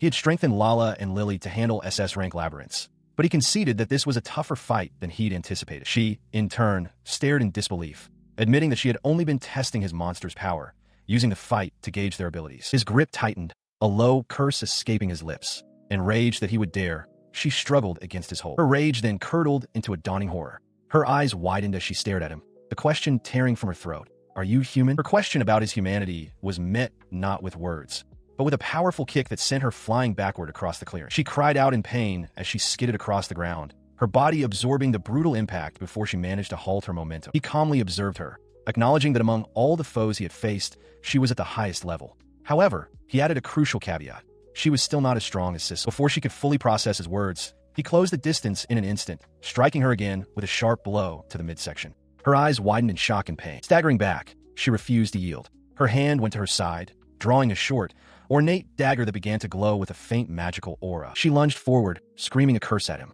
He chided her for getting carried away as he effortlessly sidestepped her desperate thrust. With a swift, precise motion, he brought his own blade down, shattering her dagger into pieces. His follow-through was immediate, his hand striking her body with a force that sent ripples of impact through her. The blow left her gasping, blood trickling from her mouth as the overwhelming force coursed through her. Her shock and pain quickly hardened into pure fury. She glared at him, vowing that she would never forgive Arga. With a surge of dark energy, she declared her intent to obliterate him with her strongest magic. She unleashes her ultimate spell, a storm of countless magical arrows that fill the air, each one glowing with deadly intent. The projectiles whistle through the air, each one a guaranteed kill. She boasts that no one who has ever received this magic has survived. Despite the overwhelming assault, Kanado and Sissel watch its approach with unnerving calm, their expressions unreadable. Her confidence swells into a frenzied roar as she screams for her opponent's demise. He, however, remains completely unfazed, standing his ground as the lethal barrage closes in. His composure shatters her triumphant glee,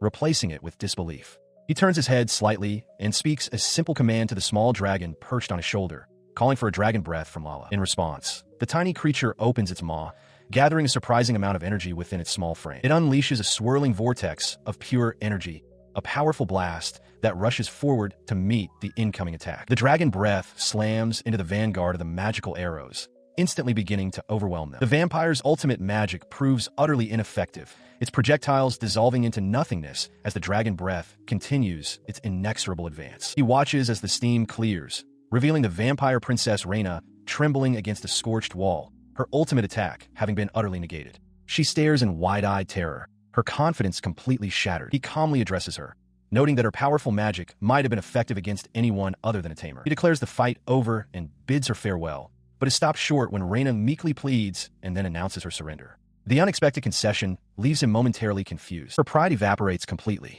Tears stream down her face as she wails, apologizing profusely and begging him not to kill her. This sudden breakdown shocks his companions. Sissel exclaims in amazement at the sight, while Kanado himself is utterly flustered by Reina's complete and tearful submission. Sissel, clearly enjoying the spectacle, remarks to Kanado how incredibly rare it is to witness a proud vampire princess crying and begging for her life. He, however, remains uncertain about what he should do next. As he hesitates, Reina addresses him with a new, startling formality, calling him Arga-sama and declaring that she has a request. Sissel's excitement grows, urging him to hear the princess out. The unexpected deference throws him off balance. He hesitantly asks what she wishes for. With tears still glistening in her eyes, Reina begins her plea, asking to use his power. She looks up at him, her expression a mixture of desperation and resolve, and makes an unbelievable request. Please kill my father. The shocking words hang in the air, leaving both Kanado and Sissel stunned into silence. He can only manage a single, bewildered question in response. What? Standing in the cavernous, tiled room, Kanado processed the vampire princess's shocking request, repeating it aloud in disbelief. "Kill your father?" In response to his question, Reina began her explanation, stating that the events leading to this moment began about a month ago. Kanado listened, deducing that there must be extraordinary circumstances for a proud vampire princess to request patricide. He prompted her to continue, and Sissel offered a quiet word of thanks for her willingness to speak. Her story began in the very room where she and her father, a regal vampire noble, lived. 3 mysterious, hooded clergy members appeared before them. Initially, both she and her father assumed they could dispatch the intruders with ease, as they always had. However, this encounter was different. Reina recounted that the clergy members were exceptionally strong, their faces hidden in shadow save for unnerving smiles. Their power was overwhelming. The intruders subdued her father, and one of them injected an unknown drug into his neck with a syringe. Immediately after, they vanished without a trace. The effects of the substance were horrifying. Reina explained that since that day, her father has been losing his reason, slowly degenerating into a mindless, savage beast. Returning to the present, the memory brought fresh tears to Reina's eyes. She confessed that she could no longer bear to see him in such a state and wished to set him free. With anguish, she concluded that killing him was the only way. With Reina's painful request hanging in the air, Sissel turned to Kanado, asking what he intended to do.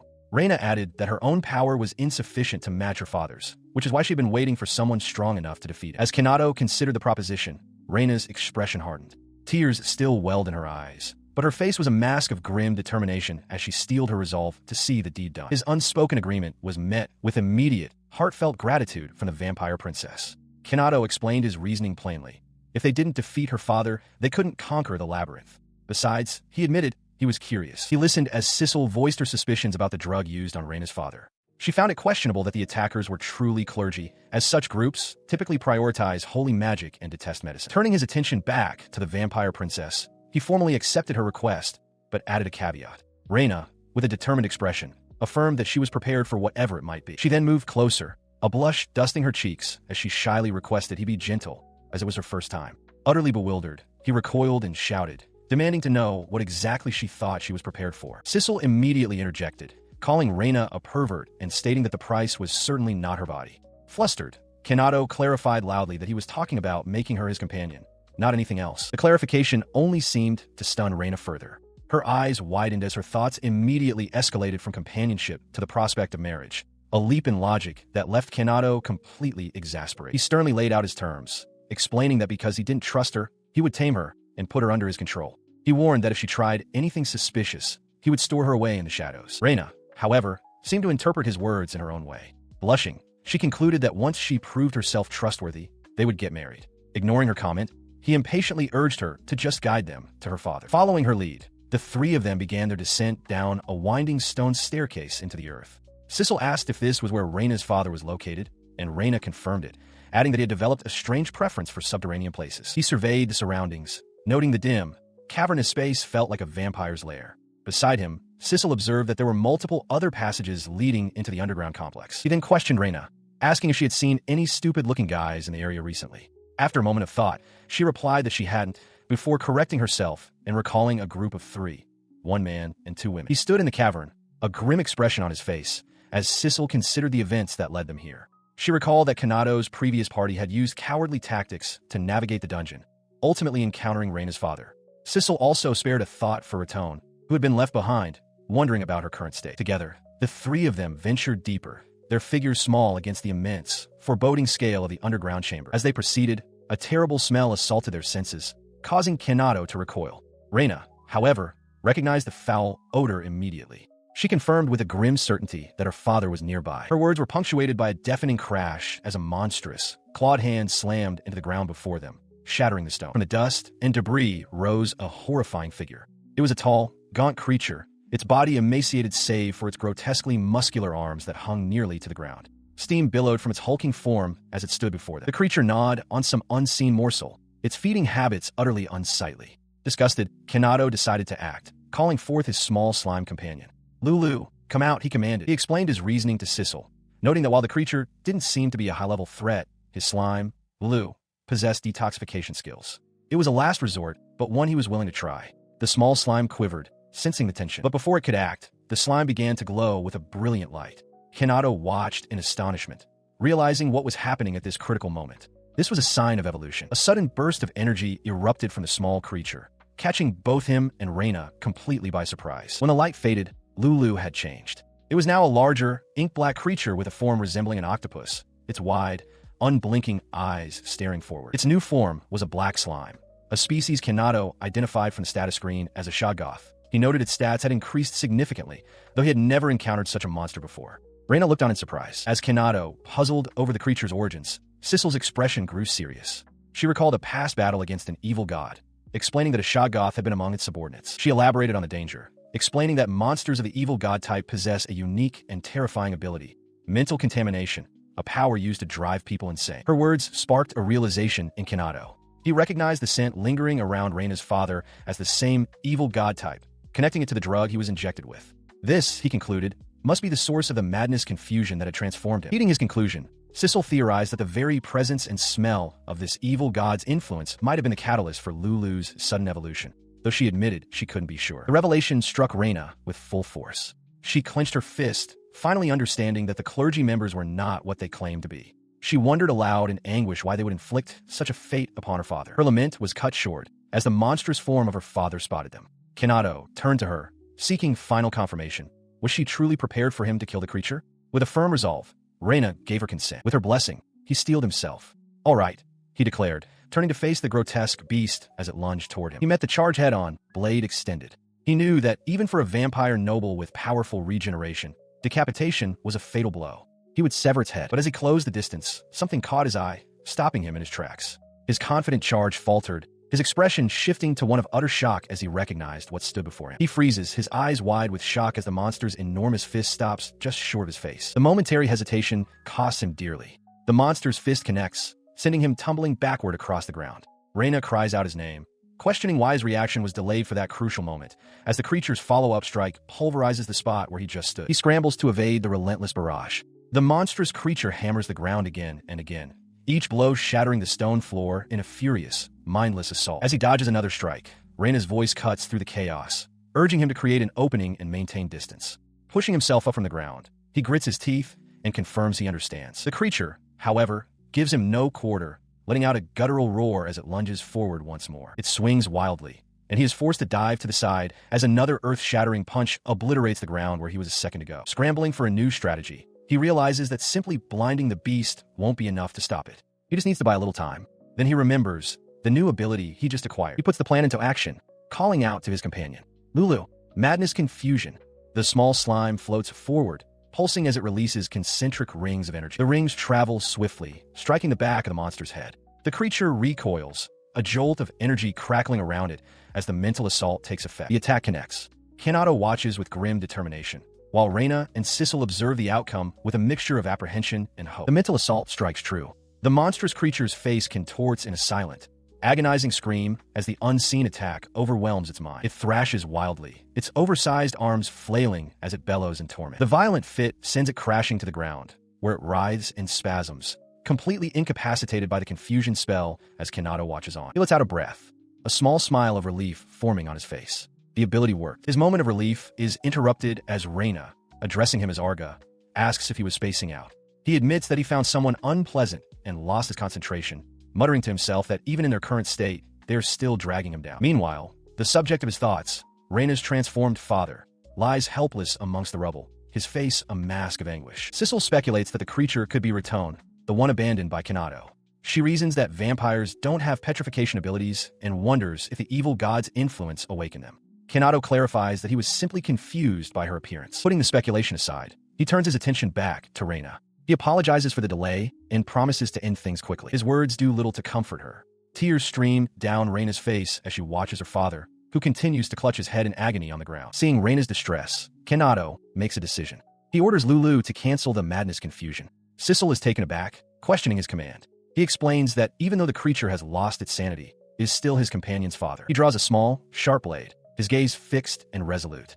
Having made his decision, he declares his intention to let the creature fight with dignity, at least for its final moments. With Reina watching from above, Kanado stands his ground, dagger at the ready, as the monstrous form of her father leaps through the air to attack. He declares with confidence that this encounter will not end like the last, just as the creature lets out a guttural roar and closes the distance. The creature swings its massive arm, but Kanado is faster, ducking beneath the blow and cleanly slicing through the monster's bicep with his blade. He lands smoothly as the monster recoils, clutching its now severed arm with a furious cry. It retaliates with its other arm, but Kanado once again evades the clumsy strike, the severed hand tumbling through the air behind him. The severed limb lands with a wet thud near Reina, who gasps in shock. Kanado's eyes widen as he watches the monster stare at its smoking stump. From his stump, black, viscous tendrils erupt, rapidly knitting together and reforming the creature's entire arm in a grotesque display of regeneration. He watches in disbelief, realizing that while his attack should have caused the wound to rot, the monster's regeneration speed far exceeds it.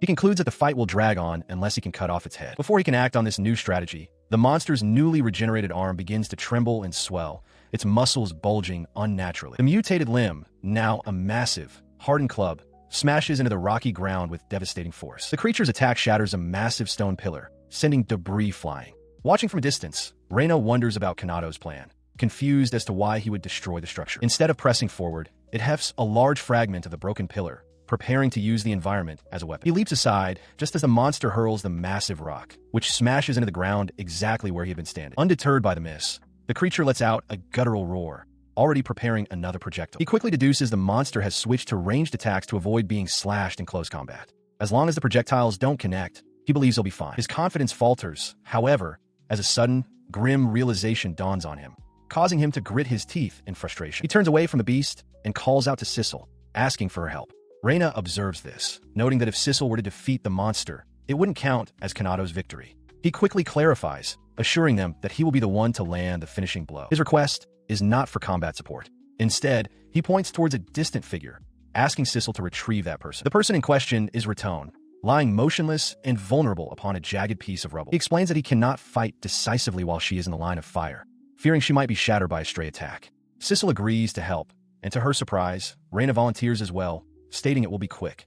With their assistance secured, Kanado prepares to fully engage the monster. With his plan in motion, Sissel vanishes in a flash, leaving Raton to wonder in shock where she disappeared to. The monstrous creature, Reina's father, looks around in confusion, unable to track the blur of motion as Sissel speeds across the battlefield, carrying Reina directly toward the vulnerable Raton. She appears beside the beast in an instant. Reina, held aloft, winks playfully at her transformed father, tauntingly complimenting him for being able to follow her movements with his eyes. Her words enrage the creature, which lets out a guttural roar of pure frustration. It slams a massive fist into the ground, sending a shockwave of force erupting from the earth that narrowly misses Reina, who cries out in alarm. Watching the successful diversion from a safe distance, Kanado allows himself a faint smile, quietly thanking Sissel for her flawless execution. With the monster's attention successfully drawn, Sissel effortlessly throws Reina over her shoulder and begins to retreat, leaving a bewildered Raton to watch them go. As she carries her, Sissel casually remarks that the vampire princess is surprisingly heavy,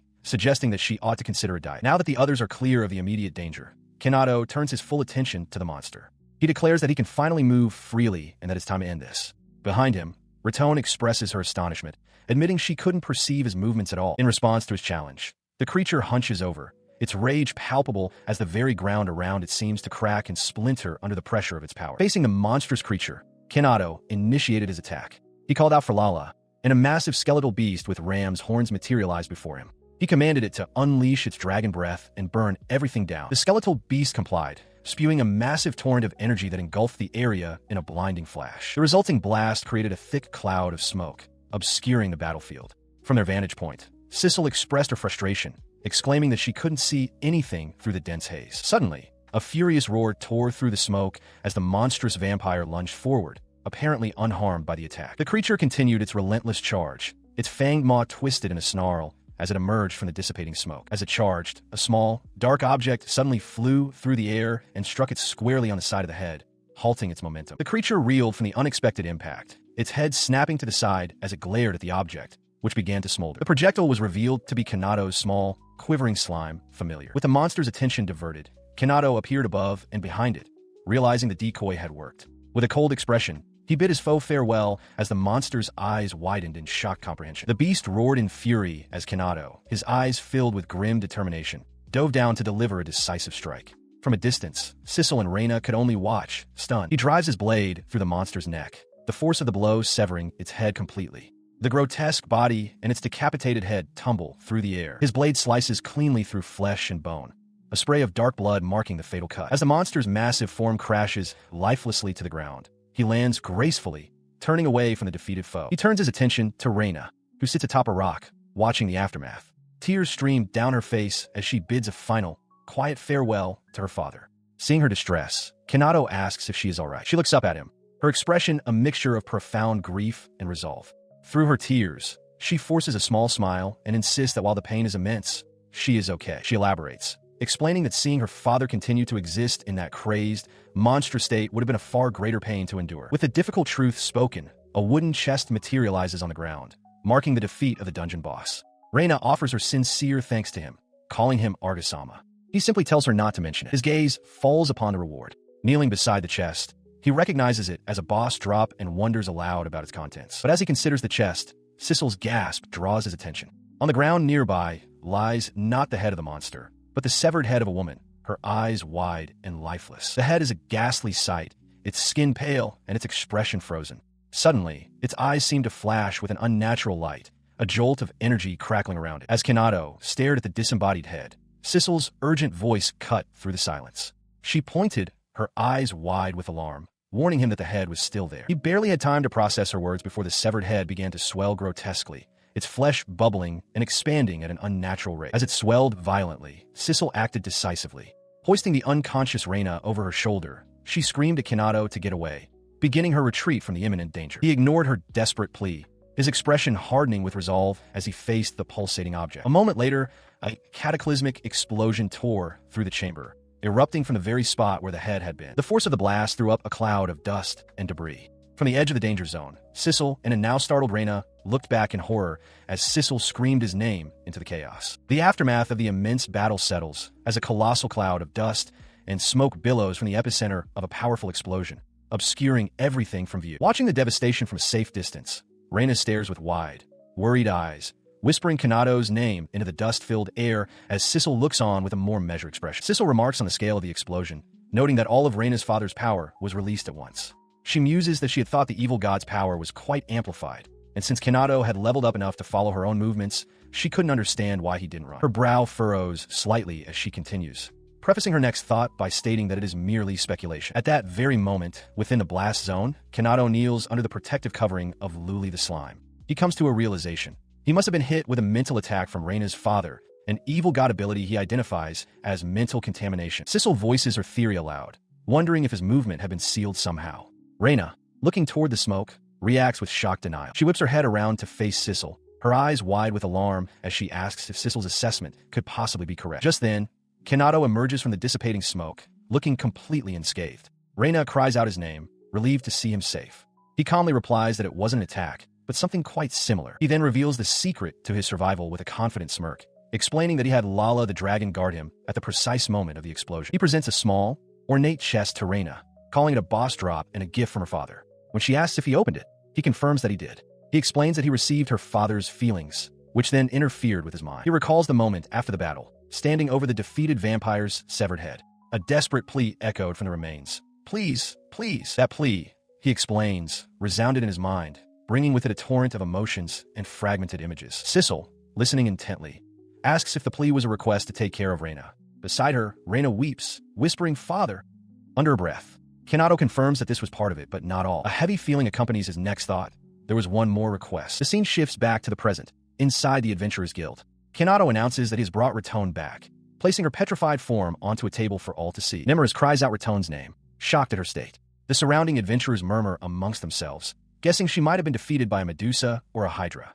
Ansa watches the scene unfold with a stern, silent gaze. He turns his attention back to Nemeris's group, stating plainly that the labyrinth they found impossible. He conquered alone and returned from without injury. He then challenges them, asking what they intend to do now. After a moment of stunned silence, Nemeris deflects, demanding to know how Kanado will reverse Ratone's condition. His eyes are fixed on Ratone's stone-like form as he presses the issue, assuming Kanado must have found a curse-breaking item in a boss drop. He insists there can be no other explanation. Both Nemeris and his hooded companion now confront Kanado with furious expressions. They demand to know how he will restore her and question whether he truly conquered the labyrinth at all. Kanado simply looks down, offering no immediate answer. He coldly questions them, asking why they complain instead of showing gratitude. He points out their lack of awareness and self-serving attitude, demanding to know whose fault they think this situation is. As Nemeris shouts his name, Kanado reflects on his own foolishness for mocking them earlier. He had defeated an opponent they couldn't even touch, and now he resolves to make them taste that same misery, deciding he should cut ties with them as quickly as possible. He turns the accusation back on them, questioning why he should be responsible for finding a cure when they were the ones who abandoned Raton. The surrounding adventurers are stunned by the revelation. The accusation spreads through the guild hall like wildfire. One adventurer shouts that they abandoned their companion, and others recall hearing rumors about a Tamer who was abandoned by this very party. The sentiment quickly turns against Nemeriz's group, with the crowd declaring that abandoning a comrade is the one unforgivable sin for adventurers. Their words turn to violence as adventurers begin hurling mugs and bottles at Nemeriz, branding him and his party as scum and a disgrace. Hood is struck as well, crying out in pain and pleading for them to stop as the barrage continues. An adventurer shoves Nemeriz back, roaring for the trash to stay away from them. Pinned to the floor with a boot on his head, Nemeriz grits his teeth. He realizes with dawning horror that Kanado had foreseen this exact outcome and deliberately arranged the handover at the guild to expose them. Desperate, he spots the guild master, Ansa, and calls out to him for help, claiming the others don't understand the circumstances. Ansa looks down, his expression grim, acknowledging that the rumors appear to be true. The guild master's gaze is severe as he asks Nemeriz directly if he abandoned his companion. Nemeriz tries to explain that there were circumstances, but the crowd shouts him down. Ansa concludes that regardless of the reason, such conduct is unbecoming of an adventurer, noting that if it was abandonment, it would make sense why only Raton was petrified while the others were unharmed. He continued his judgment, his voice firm as he addressed Nemeriz and his companion. He declared that what they both needed was reflection and punishment. The punishment was severe. Both were demoted to E rank. The verdict struck Nemeriz and the hooded woman like a physical blow, their faces contorting in pure, unadulterated shock. He cried out in disbelief, sweat beading on his brow as he processed the loss. It had taken him 5 long years to climb all the way to S rank, an achievement now erased in an instant. As Nemeriz reeled from the judgment, Kanado turned and walked away without a word. The guild master's voice followed him, ordering him to find a way to reverse his companion's petrification and remarking that Nemeriz got what he deserved. He stepped out of the guild hall, where Sissel was waiting for him. She approached, asking if he had finished his business inside. Reunited with his party, Kanado complimented Reina on her new dress, noting that the gift from her father suited her well. After a polite thank you, Reina immediately asked what had become of his revenge against his former party. He answered with a dismissive smile, explaining that while they had certainly suffered, he no longer cared about those people anymore. Reina agreed, remarking that being blessed with good companions was the best revenge. She then asked what he planned to do now. With a determined gaze, Kanado stated that he had already decided. His plan, he revealed, was more revenge. Reina was taken aback, believing that matter was settled. Kanado clarified, stating that this new revenge was for her father. He looked at her intently, explaining that before the end, her father had made one other request of him. He begins to explain the nature of the request, revealing that at some point, Reina's father had shown him images. Suspicious, cloaked people gathered near an old, dilapidated building. These, he clarifies, were fragments of memories her father sensed, likely imprinted upon him when the fake clergy injected him with the power of an evil god. Standing on a stone bridge with their companions, Sissel processes this information. She asks if he intends to use that feeling he received as a clue to find them and exact his revenge. He turns his gaze to Reina, asking if she also wants revenge. With wide, determined eyes, she immediately confirms that she does, without a moment's hesitation. Her initial fervor, however, gives way to a flicker of doubt. She quietly wonders if it is truly right to involve Kanado and the others any further in her family's personal affairs. Sensing her hesitation, Rebecca steps in to reassure her, stating that there's no need to hold back since they are all companions now. Sissel readily agrees, adding that she personally wanted to pursue the culprits as well. Rebecca elaborates on her reasoning, explaining that as someone who once defeated an evil god, she feels a responsibility to deal with those involved with such malevolent entities. With his party united in purpose, Kanado smiles confidently. He declares that their course is set and it is time for them to depart. He then announces their first objective, to search for the old building from a vision. The group proceeds through a field of ancient, crumbling ruins. Unseen by them, within the very same ruins, 3 cloaked figures stand together in the stark light, their faces completely obscured by the shadows of their hoods. Within the ruins, one of the cloaked figures spoke with resignation, suggesting that if their target was defeated by humanity's strongest, then it was an unavoidable outcome. Another member, however, dismissed this notion with a sharp click of their tongue. They clarified that the vampire noble had indeed been defeated, but by the holder of a second occupation. He continued, specifying that the one who beheaded the noble was a tamer named Arga, the companion of a certain woman.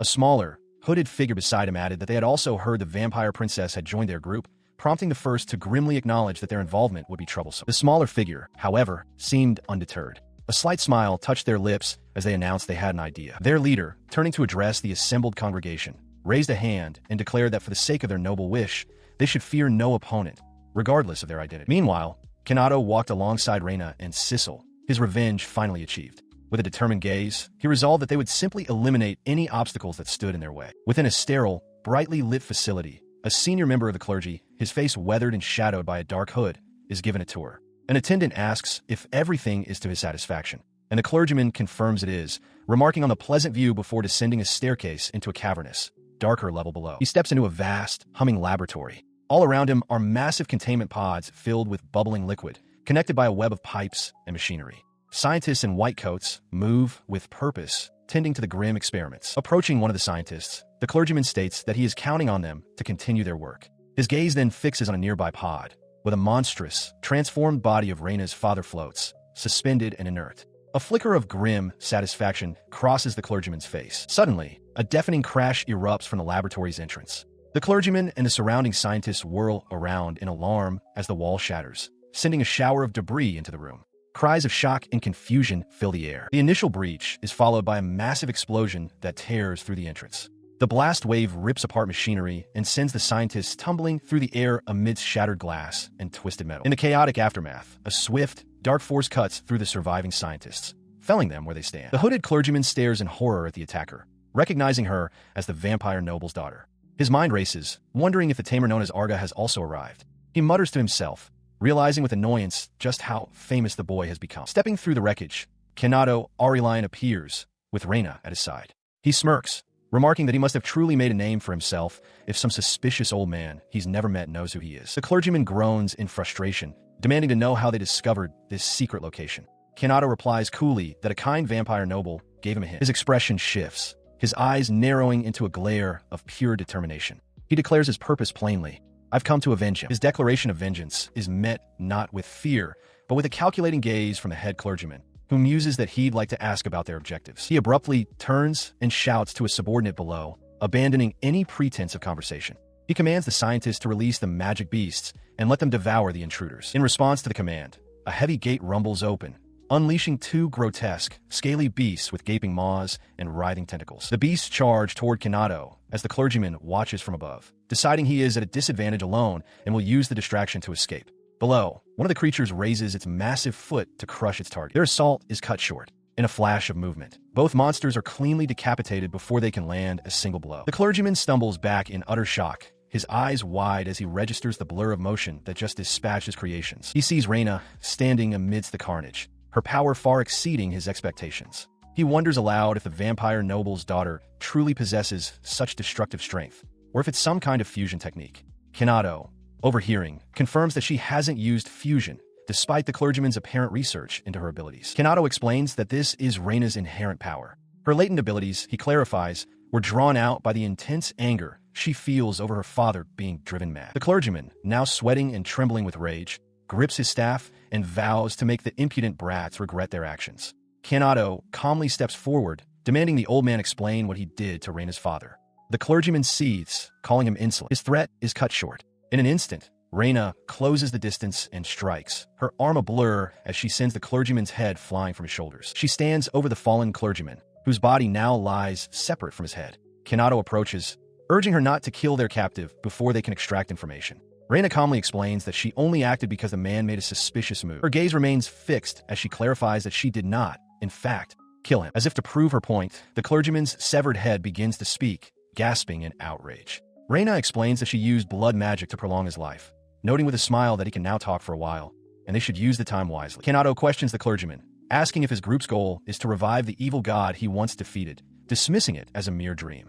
The clergyman's head retorts with fury, shouting that it is nonsense to call it a dream. He vehemently declares that the revival of their Lord Evil God is no dream, but an imminent reality that his organization has been striving to achieve. He continues his explanation, revealing that they collected the last remnants of the evil god's blood. He describes how they implanted it into various organisms as an experiment to study the effects of the god's eventual return. Hearing this, Reina's expression hardens with fury. She realizes with horror that for such a twisted experiment, her father was used not merely as a sacrifice, but as a noble sacrifice. The clergyman's head confirms her fears with a malevolent grin, declaring that all test subjects are destined to become nourishment for their lord. He elaborates on this plan, explaining that they will offer the amplified power contained within the test subjects, their very flesh and blood, to their god. He then turns his attention to Reina, branding her the sinful daughter who once killed their deity and asking if she understands the implications. With fanatical glee, he proclaims that their god will be reborn with power far exceeding what he possessed when she first defeated him. Unmoved, Reina simply states that her father was unfortunate. Her face contorts with fury as she glares at the clergyman's disembodied head. She seethes, calling him a bastard, enraged by the thought that her father's entire existence was cultivated merely to be an honorable offering to his so-called Lord Evil God. As she processes her anger, Kanado calmly observes the situation. He turns to Sissel and Reina, remarking that the old man is quite talkative, and while annoying, it has proven helpful. His comment is met with a dry laugh in the clergyman's head. The man declares that knowing their plan is pointless, as they can do nothing to stop the god's resurrection. He insists their demise is certain, for it is impossible for them to leave this place alive. As if summoned by his words, the ground behind the group begins to churn and bubble. A colossal, amorphous mass of dark sludge and viscera erupts upwards, towering over them. The grotesque form writhes, visibly absorbing the corpses of monsters and humans scattered across the floor. Sissel identifies the phenomenon with alarm, explaining that it's a desperate magic, gathering flesh and blood to become a single entity. The clergyman's head confirms her assessment with manic glee, revealing that he activated the spell just before he was decapitated. He proclaims that everything here will become one mass of flesh, serving as nourishment for the Lord Evil God. With his declaration, the monstrous amalgam surges toward the group, a wave of corruption intent on consuming them. The clergyman's voice echoes the attack, screaming that they too will be included. Kanado reacts instantly, a confident smirk on his face. Dismissing the creature as far too slow to catch them, he delivers a powerful kick, sending the clergyman's head flying into the distance. He then pivots, unleashing a brilliant burst of destructive energy from his palm. The blast strikes the flesh amalgam head-on, causing it to explode and disintegrate under the force. With the threat neutralized, he calmly pieces together the man's strategy. He realizes the long-winded explanation was merely a ploy to buy time for the amalgam to expand. Since no more information can be expected, he bids the old man a final, cold goodbye. He turns his back on the dissolving clergyman, who sputters a final curse. Without a backward glance, Kanado addresses his dragon, Lala, with a simple, brutal command. Burn them all, and the entire facility with them. The clergyman's words are cut short by a final, agonized scream as a torrent of fire engulfs him completely. The flames erupt into a massive explosion, shattering the ground and blasting debris high into the air. When the smoke clears, nothing remains but a deep, smoldering crater where the facility once stood. Surveying the devastation, Reina remarks that she had wanted to kill the clergyman herself. Sissel apologizes for the swift conclusion, but notes there are still others to avenge. She then wonders aloud why anyone would want to revive the evil god, especially after the great trouble they went through to defeat it in the first place. Kanado's expression sours at the topic. Beside him, Reina sighs, agreeing that the whole situation is a pain. He clenches his fist, his resolve hardening. He declares that since the evil god has come this far, he will handle it. Internally, a thought crystallizes. If he can defeat it, he will be closer to Sissel. Reina looks over, surprised by his sudden conviction, and asks if he is certain. As the three of them stand together on a cliff's edge, overlooking the landscape, Kanado reflects on his journey. He, who was once at the very bottom, now possesses the strength to face a god. With a pestle, a poultice is ground from herbs in a small bowl. The mixture now complete, a young woman applies it to her companion's arm. He complains that the herbs sting, but she insists she needs to apply them quickly to heal their wounds, remarking that they will be sleeping outside again tonight. Her companion, Norshur, winces in pain and frustration. He laments that the rough ground is especially hard to bear with their injuries, wishing they had a healer or could afford to stay at an inn. His companion adds to the lament, her expression troubled. She points out that they don't have money for an inn, and even if they wanted to earn some of the guild, the one who could use healing magic is still petrified. The thought of earning money brings a grim memory to Norshi's mind, being violently thrown out by two men. He realizes they would just get beaten again and incur more injuries. As this memory fades, his companion asks if he is injured, but Norshi's frustration boils over. He shouts that it's all Arga's fault for ruining their lives, insisting that the ones who persecute them are the true villains. From a nearby tall grass, a figure observes them. His shout is cut short by a sudden movement. A small, serpentine monster with a dragon-like head leaps out and wraps itself around his arm, startling both him and his companion. The creature constricts tightly around his wrist, its grip firm. Before he can react further, a new voice cuts through the tension. The figure from the grass, a young woman named Sissel, approaches them. Noting they are both covered in wounds, she calmly states that she will heal them all. Norshur, stunned, demands to know who she is. She offers no name, only an unnerving, shadowed smile. In a quiet town, Kanado and Reina sit opposite each other at a small outdoor table, taking a moment of respite with drinks before them. Reina beams with pure delight, her eyes squeezed shut in a contented smile. Her expression prompts Kanado to remark on her good mood. She eagerly confirms, declaring that of course she's happy. She's on a date with Lord Arga. Kanado questions when this became a date, but a flustered Reina insists that since it's just the two of them, it qualifies. He calmly clarifies that it's merely a short break before they must fight the evil god. Disappointed, Reina chides him for ruining the romantic mood and tells him he should rest as well. The mention of their foe sobers her. She gazes at her reflection in her cup, pondering the term evil god, and admitting she doesn't know much about what it truly is. He meets her uncertainty with his own, confessing that he doesn't know much about them either. He continues, sharing what little is known. Evil gods are said to come from space, and depending on their level of growth, they possess the potential to destroy entire planets. Given the danger, he concludes that if such a being is reviving, they have no choice but to defeat it. He then offers a quiet apology. Reina's expression turns somber as she reflects on how her personal quest to avenge her father has spiraled into such a monumental conflict. Kanata reassures her that no apology is needed. He explains that because of her, they learned of the evil god's revival, which aligns with his own purposes. He then poses a question, asking if she knows just how few people have ever managed to defeat an evil god. He explains that in this world, only 2 people have ever accomplished the feat of defeating an evil god. One is Sissel, and the other is a person named Lukumi Milk Tea. Reina processes the name, realizing that Lukumi is a Tamer, just like her. She recognizes her as the first and strongest SSS-ranked Tamer in history, the ultimate goal for all who follow that path. A confident smile spreads across Kanato's face. He declares that by defeating an evil god, he will be on par with those 2 legendary figures, bringing him one step closer to becoming the strongest. She looks up at him, her expression softening as she expresses her gratitude for the opportunity he has provided. Her thoughts then turn back to the legendary Tamer, and she wonders aloud what kind of person Lukumi might be. He leans back, admitting that he has never seen her, and notes that even Sissel claims to have never met the legendary Tamer. Reina remarks on how mysterious Lukumi is. Kanato continues, mentioning rumors that she went searching for the legendary monster Balzard, but quickly dismisses them as unconfirmed speculation. He offers a hopeful thought, suggesting that if they continue to grow stronger, they might eventually meet her, just as they met Sissel. Their conversation pauses as a thought occurs to them. Reina notes that Sissel hasn't come back yet, though she reasons that it's likely still too early. Meanwhile, on a hill overlooking the town, a dark, hooded figure watches from the trees. He scoffs at the idea of waiting leisurely for souvenirs. He brings a small vial to his lips, sneering at their carefree nature. He observes that the strongest woman is out shopping while the other 2 are simply having tea, concluding that their relaxed state presents a perfect opportunity for his side to claim victory. His eyes narrow with grim purpose. This, he resolves, is how they can buy enough time for the revival of his lord, the evil god. He mused that his targets were unaware of his lord's location, though they would eventually find it. His plan was simple. Move the evil god far away while they were resting, preventing them from interfering with the revival. Raising the vial he held, he declared with certainty that once the revival was complete, victory would belong to them. Suddenly, he froze. From across the clearing, Kanato's gaze seemed fixed directly upon him. A jolt of panic shot through the hooded man as he wondered if he had been discovered. But Kanato's attention was elsewhere. He sensed a familiar aura from a different direction, realizing with certainty that Sissel had returned. Following this premonition, the hooded man turned, his face etched with disbelief.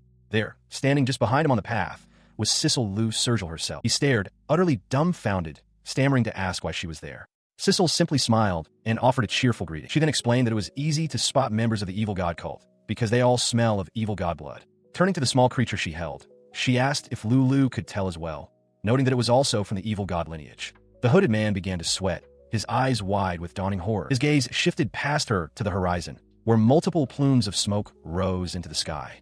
No way, he exclaimed in disbelief. Sissel confirmed his fears, stating that they had destroyed all of his remaining research facilities. She elaborated that they had used their ability to smell evil gods to locate the bases and had struck so quickly that he hadn't even noticed. Her expression hardened. She admitted that she rarely gets angry, but this time, she was furious, and she would absolutely not allow them to revive an evil god. The hooded man glares at Sissel, his expression a mixture of contempt and annoyance. He muses aloud about what should be done with her for carelessly failing to notice his movements, suggesting that perhaps Reina should decide her fate. Before he can act, a small, dark sphere zips past him, followed by a sudden, powerful explosion.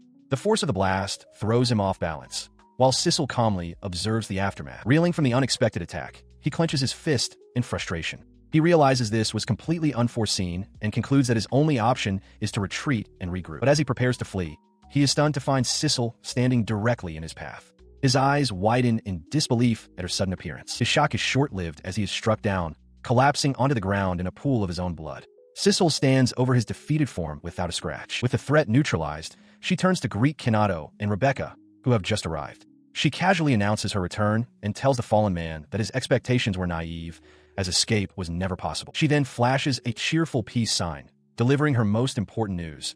She has discovered the location of the evil god. Meanwhile, in a nearby clearing, Norshire and the ponytail-wearing adventurer celebrate their recovery. They exclaim in amazement that they are all healed, thanking their unseen saviors. However, their cloak companion does not share their joy. With a somber expression, she murmurs that the more she hears, the worse the situation sounds. Her words trigger a furious reaction from Norshur. He demands to know if it was Arga who was responsible, declaring it terrible that he would drive his former comrades to such a state. The ponytail-wearing girl agrees, shouting that he must understand their anger. As the tension mounted, the mysterious cloaked woman's face, half hidden in shadow, came into focus. She addressed Norshi's group directly, her eyes intense as she made a startling offer. If it was revenge they sought, she would help them. She elaborated on her position, stating that she is also a Tamer, and, as a fellow Tamer, she could not forgive someone like Arga. The word revenge echoed in Norshi's mind, his expression shifting to one of clear confusion. He demanded to know who she was. In response, she extended a hand, making a promise to strengthen him through fusion and revealing that she, too, could use fusion techniques. With a confident smile, she finally pulled back her hood to reveal her face, cradling a small, three-eyed creature in her arm. She introduced herself as Lukumi Milk Tea. The group arrives before a massive, cylindrical stone structure, identified as the First Labyrinth. Reina confirms that this is the location where the evil god is said to be hidden. She explains her certainty, stating that she has heard corroborating stories from multiple members of the cult. She elaborates on their strategy. By hiding their target in a high-difficulty SSS rank labyrinth that few people dare to enter, it is far less likely to be discovered. With that, the three adventurers step through the grand archway and into the dungeon. As they proceed, Reina apologizes in advance should her information prove false, but Kanado reassures her that it's fine either way. Unseen by them, a monstrous beast with glowing eyes and sharp fangs watches from the shadows ahead. The saber-toothed creature lunges from the darkness, its massive claws extended as it roars, descending upon Kanado. The threat is neutralized in an instant. The beast lies dead on the stone floor, its head crushed. Kanado calmly remarks that even if the tip was false, there are plenty of rare items to be found here. He and the others continue onward until they reach a fork in the road, presenting two identical arched paths.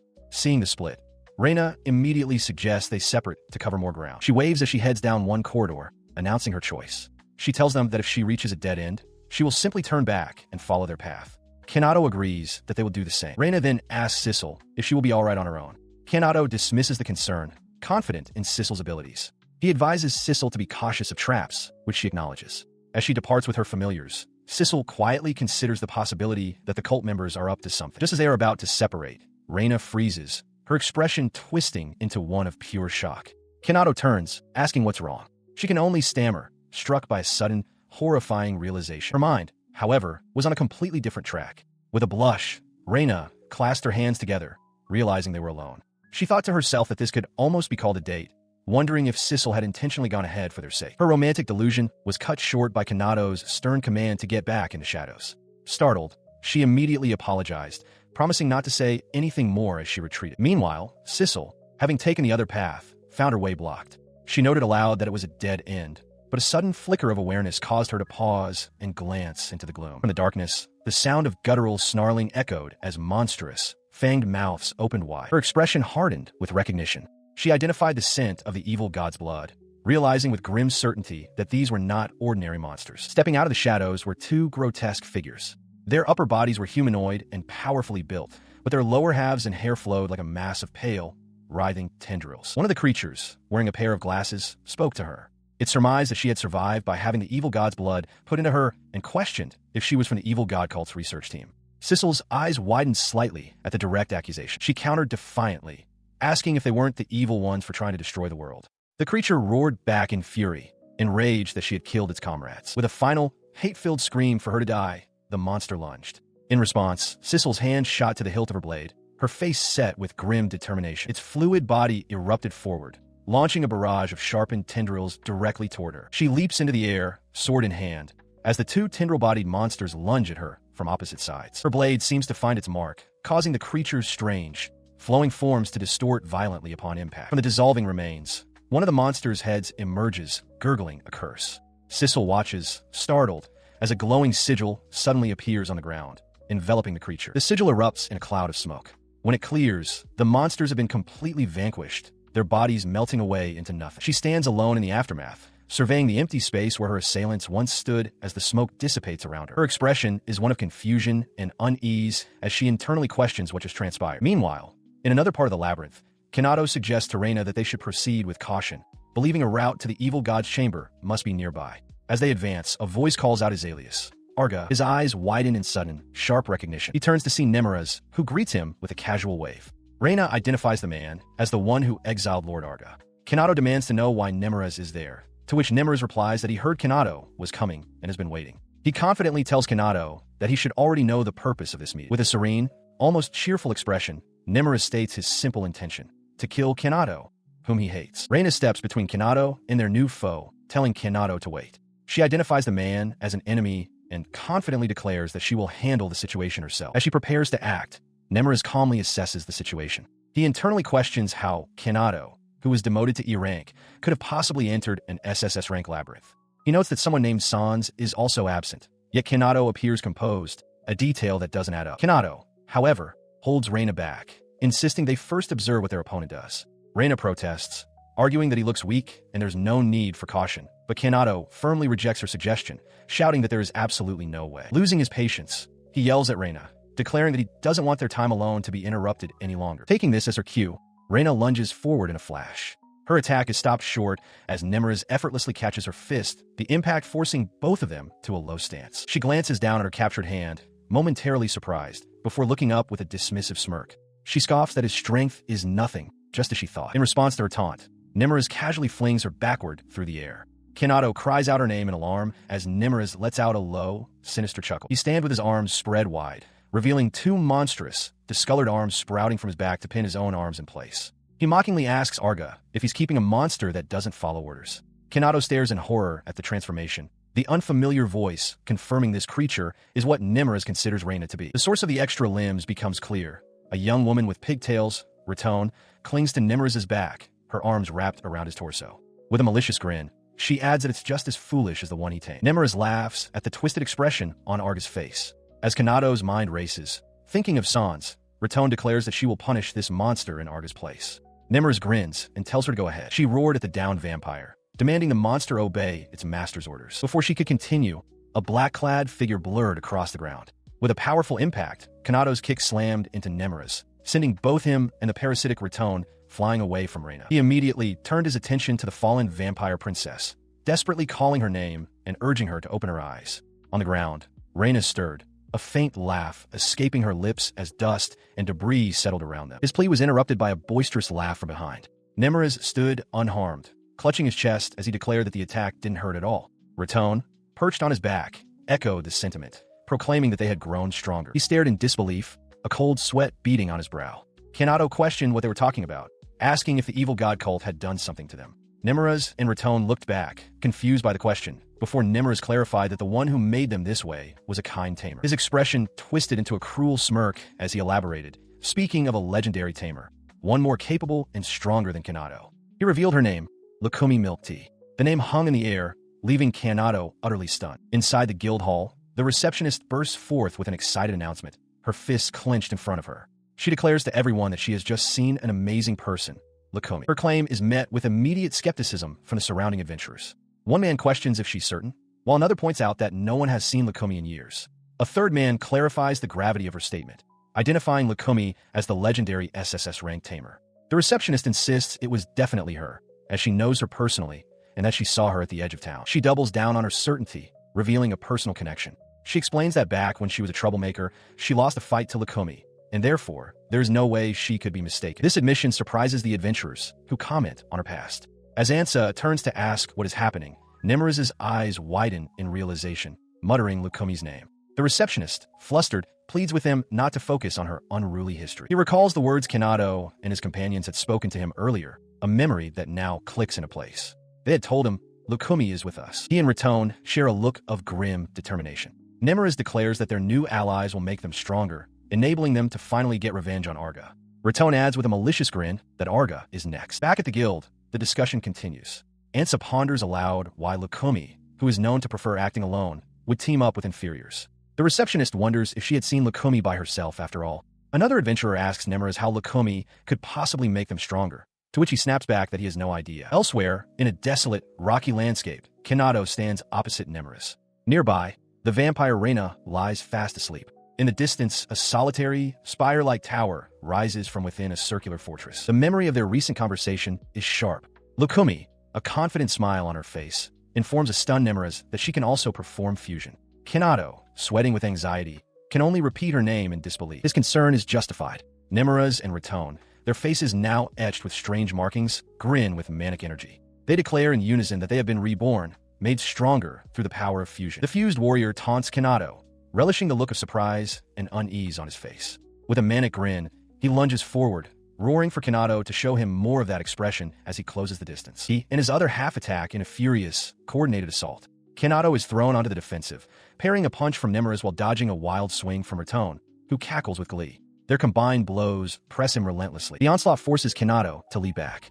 With a sharp cry of effort, he pivots and kicks a loose rock from the ground, sending it hurtling like a bullet straight towards Nemeris' head. The projectile strikes its target with a sickening impact, hitting him directly in the eye. Staggering from the blow, the fused being clutches his face. Kanado watches from a distance, his own expression tense as he assesses the damage he inflicted. A low chuckle escapes the warrior's lips. He pulls his hand away to reveal a mangled, smoking ruin where I used to be and asks with a wide, unnerving smile if Kanado really thought he had gotten it. As the flesh of his eye socket bubbles and reforms at an impossible speed, he smirks. He explains that any wound regenerates now, attributing this power as another gift from Lukumi. With his eye fully restored, he spreads his arms wide in a triumphant display. He boasts that through fusion with various monsters, they have obtained bodies that are incapable of losing to Kanado. He leans in, asking Kanado how it feels to face them now. He questions if he feels fear or despair. Kanado, however, remains composed, stating plainly that he feels neither of those things at the sight of their power. His calm denial catches the fused warrior off guard. Kanado's gaze sharpens as he reveals what he truly fears: their hopeless, idiotic nature. He challenges them, asking if they truly believe their meeting with Lukumi was a coincidence or some twist of fate, before declaring that the person they met was an imposter. He raises his voice, shouting his conclusion with certainty. The one who gave them their power was clearly someone from the evil god cult. For reasons he doesn't yet understand, the cult approached and manipulated them. He continued to explain the cult's methods, pointing out that they had to impersonate a famous warrior to gain their trust. Had they revealed their true identity as the evil god cult, even Nemeris and Ratone would have been wary. He warned them that what they fused with was likely an evil god-type monster, its essence tainted with the evil god's blood. As a result, they would slowly lose their human forms. The horrifying truth struck Nemeris, and he let out a guttural scream as his body began to violently mutate, his arms stretching into unnatural, twisted appendages. Watching the transformation, Kanado's expression remained cold and unforgiving. He reflected on their character, always blaming others, looking down on people, and clinging to convenience. He concluded that this was a fitting end for such ugly beings. His thoughts manifested before him as the fused pair completed their grotesque transformation into a single, twisted entity. He observed aloud that it wasn't just their hearts that were ugly. Their bodies now reflected their inner corruption. Enraged by the insult, the Nemeris head roared in defiance. Kanado remained unfazed, retorting that while they had certainly grown stronger, an improvement in quality didn't change the fact that trash was still trash. The creature lunged forward in a furious assault. Kanado braced himself, remarking that he would have to settle things with them in this monstrous form, and deftly sidestepped the attack, which slammed into the ground. He instantly closed the distance, driving a fist wreathed in dark energy deep into the creature's torso. The impact sent a shockwave through its malformed body, causing both heads to cry out in agony. The force of the blow was too much for their unstable fusion. As the creature began to tear apart, the Ratone head shrieked his name in a final, desperate cry. Arga. With a final, decisive motion, he completed the strike. The monstrous form disintegrated, its parts scattering as Ratone's severed torso tumbled to the ground. He watched as the mangled form of his opponent refused to yield. The Nemeris part of the creature snarled, its voice strained but defiant, insisting that it would not die and would simply regenerate. In response to this boast, he calmly called forth a new familiar. "Come out, Lulu," he commanded, summoning a small, orb-like creature identified as a Shoggoth. It immediately unleashed a skill named Crushed Hope, launching itself like a cannonball toward the fused monster. The impact struck the creature's chest. Nemeris initially laughed it off, mocking the attack as a mere flesh wound he could quickly heal. But his confidence shattered in an instant, replaced by a look of pure shock as he realized something was terribly wrong. He calmly explained the nature of his familiar. Lulu, he revealed, is an evil god-type monster, and the waves from its attack specifically inhibit the regeneration of others of its kind. He recalled observing this same characteristic when Reina's father, who also had regenerative abilities, was unable to heal while under Lulu's mental assault. The fused creature could only scream in agony and disbelief as its wound festered, refusing to close. The effect was catastrophic. The creature's body began to crumble and dissolve, its form breaking apart into dark motes of energy. "My body is crumbling," Nemeris stammered in horror. With a final, silent burst, the Nemeris portion of the being disintegrated completely. The force of the dissolution sent the upper torso of Ratone, still attached to a fragment of the monstrous flesh, hurtling through the air. She shrieked his name in a final desperate cry. Arga! Her momentum carried her directly toward him. Fueled by pure rage, she twisted in midair, her face contorted with hate as she screamed, "I'll kill you!" But before she could reach her target, a sharp, commanding voice cut through the air. "Hey!" Suddenly, Reina Laurelcia materialized between them. A phalanx of spectral blades appeared around her, halting Ratone's desperate lunge just inches from its target. The disembodied creature stared in stunned silence. The vampire princess fixed a predatory grin on the helpless Ratone. "You really did it earlier," she said, her voice dripping with menace, reminding the creature of a previous transgression. Ratone's face was a mask of pure terror. She acts without hesitation, summoning a flurry of blades that impale Ratone's small body. Still fused to her, Nimmerus cries out in agony, his voice filled with regret as he screams Arga's name, wishing he hadn't been there. Kanado can only watch, stunned by the sudden, brutal intervention. Following the fatal blow, Nimmerus's body begins to dissolve into a bubbling pool of liquid. With his last breath, he curses his enemies, his voice fading as he calls out for Arga one final time. As the fuse being melts away, Sissel rushes onto the scene, calling out to Arga in concern. Kanado turns his head toward her voice, his expression still one of shock. The pool where the monster once lay continues to bubble violently for a moment before settling into silence, leaving no trace of its existence. Sissel comes to a stop beside Kanado and Reina, surveying the aftermath. She quietly observes that the scene is identical to a previous incident. Her comment prompts Kanado to ask what happened, admitting he doesn't quite understand. Sissel, her gaze fixed on a distant figure atop a pile of rubble, replies grimly that everything is for the evil god. Kanado's attention snaps to the figure, recognizing her as the fake Lukumi. He demands to know why she used him and the others in her scheme. The woman smiles calmly, explaining that she chose those specific people precisely because they harbored a deep hatred for him. She elaborates with a cruel smirk, revealing that the more hatred they absorb, the more powerful the evil god becomes. She dismisses the lives of the adventurers as nothing more than nutrients to strengthen her deity. Sissel pieces together the horrifying strategy. The woman pitted those who hated Kanado against the cultists who hated Sissel. The imposter confirms this, adding that their hatred, amplified at the moment of death, became the most potent form of nutrition. With her plan revealed, she spreads her arms wide as power cracks the ground around her. She triumphantly declares that the time has come for the revival of the evil god, who has now gained immense power. With a wide, unhinged smile, she delivers her final, chilling message to Kanado, telling him to enjoy the nightmare. His gaze remains fixed on her, his expression hardening with grim resolve in the face of her declaration. A low, deep rumble begins to shake the city, the vibrations visible in the air above the rooftops. Inside what appears to be the guild hall, the tremor intensifies into a full-blown earthquake. The receptionist cries out in alarm as she and others lose their footing, while Ansa braces himself against the violent shaking. The violent quaking continues, focusing on a prominent stone tower that shudders under the immense strain. The ground itself begins to fracture, with deep cracks spreading rapidly across the Earth's surface. Outside, the landscape has been torn asunder. Kanado shouts a warning to Sissel to be careful as the ground continues to collapse. Nearby, the woman masquerading as Lukumi stands with a serene, almost pleased expression, remarking on the pleasant sound. She identifies it as the herald of the evil god's rebirth and the end of the world. Kanado turns on her, his face contorted with anger. He demands to know why they want to destroy the world. With a confident, almost mocking smile, she corrects him, stating that it isn't destruction, but world reformation. Her voice echoes over a desolate landscape as she continues her explanation, asking if he, too, has surely noticed the ugliness of this world. With arms spread wide in a grand gesture, she declares her intention to return this rotten, class-based society to nothingness. She proclaims that everyone is a slave, illustrating her point with visions of decadent nobles being served while oppressed commoners, including children, labor endlessly. Her eyes gleam with fanatical light as she reveals her method.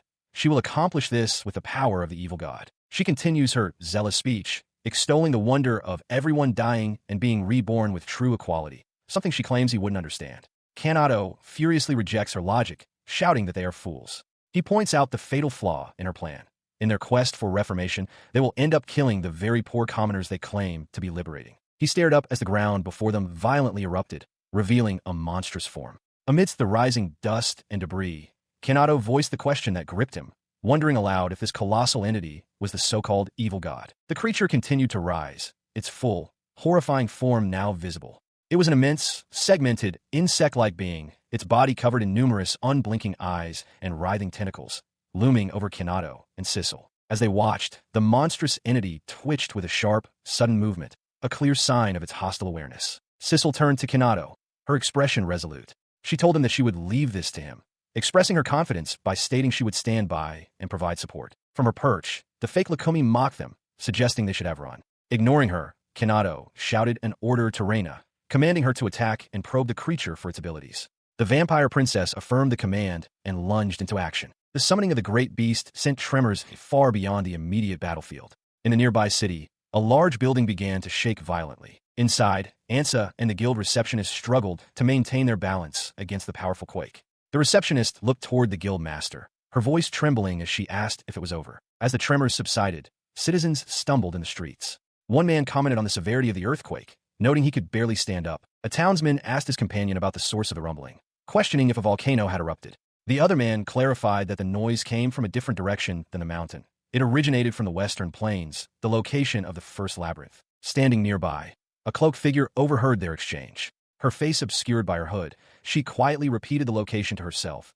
The first labyrinth. Back at the first labyrinth, the battle against the colossal summoned beast is underway. A volley of arrows, wreathed in magical energy, strikes the creature's hide, embedding themselves near the towering structure. Following the volley, Reina dives from above, shouting a command as she descends upon the massive, insectoid head of the evil god summon. Her attack, however, seems to vanish without a trace, much to her surprise. Seeing this, Kanado declares he will try, slashing it directly, and leaps forward, slicing at one of the creature's thick appendages. His blade cuts clean through the appendage, but the severed tip dissolves into nothingness before it can even fall. Landing nearby, Kanado explains the situation to Reina. He observes that her attacks seem to disappear because the creature regenerates its wounds the instant they are inflicted. Reina, looking concerned, asks what they should do. Kanado's expression is resolute. He states that there is no special trick. They must simply continue their assault without pause. As they confer, Sissel's voice calls out, warning Argokin to watch for counterattacks and suggesting they might find a weakness through sustained pressure. Kanado agrees, reasoning that no regeneration can be truly infinite and that the creature must have a limit. As if on cue, the monster's pincer-like mouth opens and it spits a glob of viscous liquid forward. The liquid splatters violently on the ground. Kanado, admitting he let his guard down because the beast was barely moving, urgently shouts for Reina not to touch the bubbling, dangerous-looking fluid. Before he can fully process the new threat on the ground, Reina cries out a warning. Alga-sama, above you. Kanado looks up, his face a mask of surprise, as a new danger descends. He looks up just in time to see the massive, multi-eyed form of the evil god summon descending upon him. With a grimace, he realizes he has been too careless. Before the creature can crush him, an unseen attack blasts a chunk from its side. From a nearby cliff, the cloaked woman, Lukumi, taunts that he will be next. Reina cries out, Alga-kun, in alarm, but Sissel calmly questions if this is truly the time to worry. Lukumi's taunts grow louder, her expression wild. She screams that they're powerless before the evil god and will die pathetically and easily, just like that man, Alga. She revels in their apparent doom, adding that while they are free to run, death is inevitable. Sissel observes the woman's rant with a silent, steady gaze. Her triumphant speech is cut short as a sudden development catches her attention, her face twisting in confusion. Below, the impossible is happening. Kanado stands firm, physically holding the massive body of the evil god summon above his head. He grimaces, complaining about the creature's terrible stink. Both Reina and Lukumi are stunned, crying out in shock. Ignoring their shock, he grits his teeth and declares that from this point on, he will not let his guard down. He then puts his words into action, hurling the immense creature through the air. It slams into the rocky ground with tremendous force. As the dust settles, Lukumi recovers her composure, shouting that it's too early for Alga to celebrate. She commands him to prepare for despair, revealing her affiliation as a sister of the evil god cult. Kanado simply looks towards her, ignoring the threat and calmly stating that he thinks he can do something about the smell. His strange comment is followed by a sudden action. Lukumi is abruptly pulled from her cliffside perch, falling onto the body of the evil god summon. As she is absorbed into its flesh, she screams a final warning. Feelings of resentment are the evil god's nourishment, and by absorbing them, it becomes even more powerful. He could only watch as the evil god summon began to crush Lukumi, her body disappearing into the monstrous flesh with a sickening crunch. As she was consumed, her voice echoed with a final, desperate curse, screaming her hatred for everyone and for the world itself. From a distance, Reina Laurelcia observed the spectacle. Lukumi's final thoughts resonated with a chilling offer. She would gladly give her body if it meant she could destroy them all, the world included. Her resentment became fuel. A blinding light erupted from the evil god summon as it began to convulse and transform. The transformation completed, revealing a more grotesque form. Its eyes, once simple orbs, were now dark, empty voids, and its maw gaped open. The newly empowered creature loomed over Kanado and Reina. From the sidelines, Sissel screamed a warning, telling them both to run away immediately. But it was too late. The monster unleashed a torrent of destructive energy from its mouth, a devastating beam aimed directly at them. In a split second, Reina shoved Kanado aside, putting herself in the path of the blast. The beam struck the ground where they had stood, erupting in a cataclysmic explosion of rock and dust. When the dust began to settle, a massive, swirling crater scarred the earth, a testament to the monster's terrifying new power. As the dust from the massive explosion begins to clear, Reina cries out Kanado's alias in alarm. Beside her, Kanado can only stare, his face a mask of shock at the sheer force of the blast that just tore through the area. His shock gives way to a grim assessment as the monstrous evil god emerges from smoke. Its numerous eyes flare with brilliant light, signaling the start of another energy charge. From below, Kanado internally acknowledges the incredible firepower the creature now wields. Reina's voice cuts through the tension, her eyes wide with panic as she shouts a warning that it's going to fire again. Kanado, however, no longer looks surprised. His expression has hardened into one of cold focus. His focus sharpens into something else entirely. A bead of sweat traces a path down his temple, but it does not betray fear. Instead, a confident, almost predatory smirk spreads across his face as he stares down the imminent threat. With a click of her tongue, Sissel's hand tightens on the hilt of her sword, her patience wearing thin as she glares at the monstrous creature before them. In the distance, Kanado stands firm against the towering appendage of the evil god. Before she can act, Kanado calls out, his voice sharp with urgency. He pleads for Sissel to wait, positioning himself between her and the unfolding chaos. He explains that he is a Tamer, and with a confident smirk, declares that they are not done yet. His small dragon and slime familiars appear at his side, ready for battle, much to Sissel's surprise. He continues, boasting that he still has his companions with him. Behind him, a formidable lineup of tamed beasts materializes from thin air, including the fierce wolf Lily and the imposing ram skull monster. His expression hardens as he issues a volley of commands. He orders Lulu to use Undying Hope, Lily to unleash Thunder Breath, and Lala to fire her Dragon Breath. His voice rings out with a final, sharp order. Fire. Responding instantly, Lala the dragon spews a concentrated beam of energy from her maw, targeting one of the evil god's massive, eye-stalk tentacles. The draconic blast collides with the tentacle's own energy attack in a brilliant flash of raw power. Overwhelmed by the force, the monstrous appendage recoils, letting out a silent, pained shriek as the energy courses through it. Simultaneously, Lily's crackling thunder breath meets the attack of the metal stag beetle in a shower of sparks. The electrical energy proves too much to contain. It surges past the beetle, striking it and the nearby ram skull monster, engulfing both creatures in a powerful, incapacitating discharge. As the chaotic battle rages, Lukumi expresses her alarm, noting that the monstrous creature possesses regenerative abilities. Kanado, however, remains calm, reassuring her that it's okay and pointing out that the lightning attack is curved around their allies. His confidence is well placed. The small slime, Lulu, has latched onto the creature, and its unique properties are actively inhibiting the monster's ability to regenerate. With its regeneration halted, the creature is now vulnerable. Lukumi shouts in delight that the plan is working as Kanado's other tamed monsters, the metal stag beetle and the ram skull beast, unleash a furious, coordinated assault, causing the massive entity to roar in agony. The relentless barrage proves to be too much. The evil god summon is overwhelmed, its numerous eyes glowing brightly before fading to white, signaling its utter defeat. As the creature's light fades, Kanado and Sissel watch on with grim satisfaction, observing the final moments of their colossal foe. They watch as its massive form begins to violently disintegrate, breaking apart under the sustained force of the final, decisive blows. The disintegration culminates in a powerful explosion that rocks the entire chamber. The ground beneath them cracks and shatters from the sheer force of the monster's demise. Amidst the settling dust, Sissel appears, congratulating Algonquin for saving the world. She announces that he is now the third warrior in history to have defeated the evil god. Standing beside him, a relieved Lukumi smiles, stating simply, "We did it." While Lukumi celebrates their success, his own expression shifts from relief to a subtle, knowing smirk. His thoughts are interrupted as the entire labyrinth begins to collapse. Lukumi panics, shouting that a huge hole has opened up. Sissel dryly speculates whether it's Kanado's vengeful spirit or the fake Lukumi trying to bury them. Unfazed, Kanado tells them they can celebrate their victory after they escape. As he navigated the collapsing labyrinth, his attention was suddenly seized by a voice apologizing for its sudden intrusion. The source of the voice was a man with insect-like wings, floating calmly amidst the chaos with a serene smile. Lukumi, standing beside Kanado, observed that the winged man showed no hostility. Kanado, however, was focused on the incredible magical power radiating from the stranger, wondering what this being could be, while Lukumi simply identified him as a monster. Sissel then demanded to know his identity. The winged man introduced himself as Mildora and stated his desire to speak with them, if they would permit it. His gaze swept over the crumbling walls and falling debris. He calmly suggested that their conversation should wait until they were safely outside. In response to the urgency, Mildora began to conjure a sphere of crackling dark energy, announcing that he would create a shortcut to the exit and inviting them to follow. Kanado watched him with suspicion, questioning his motives. Mildora then clarified his request.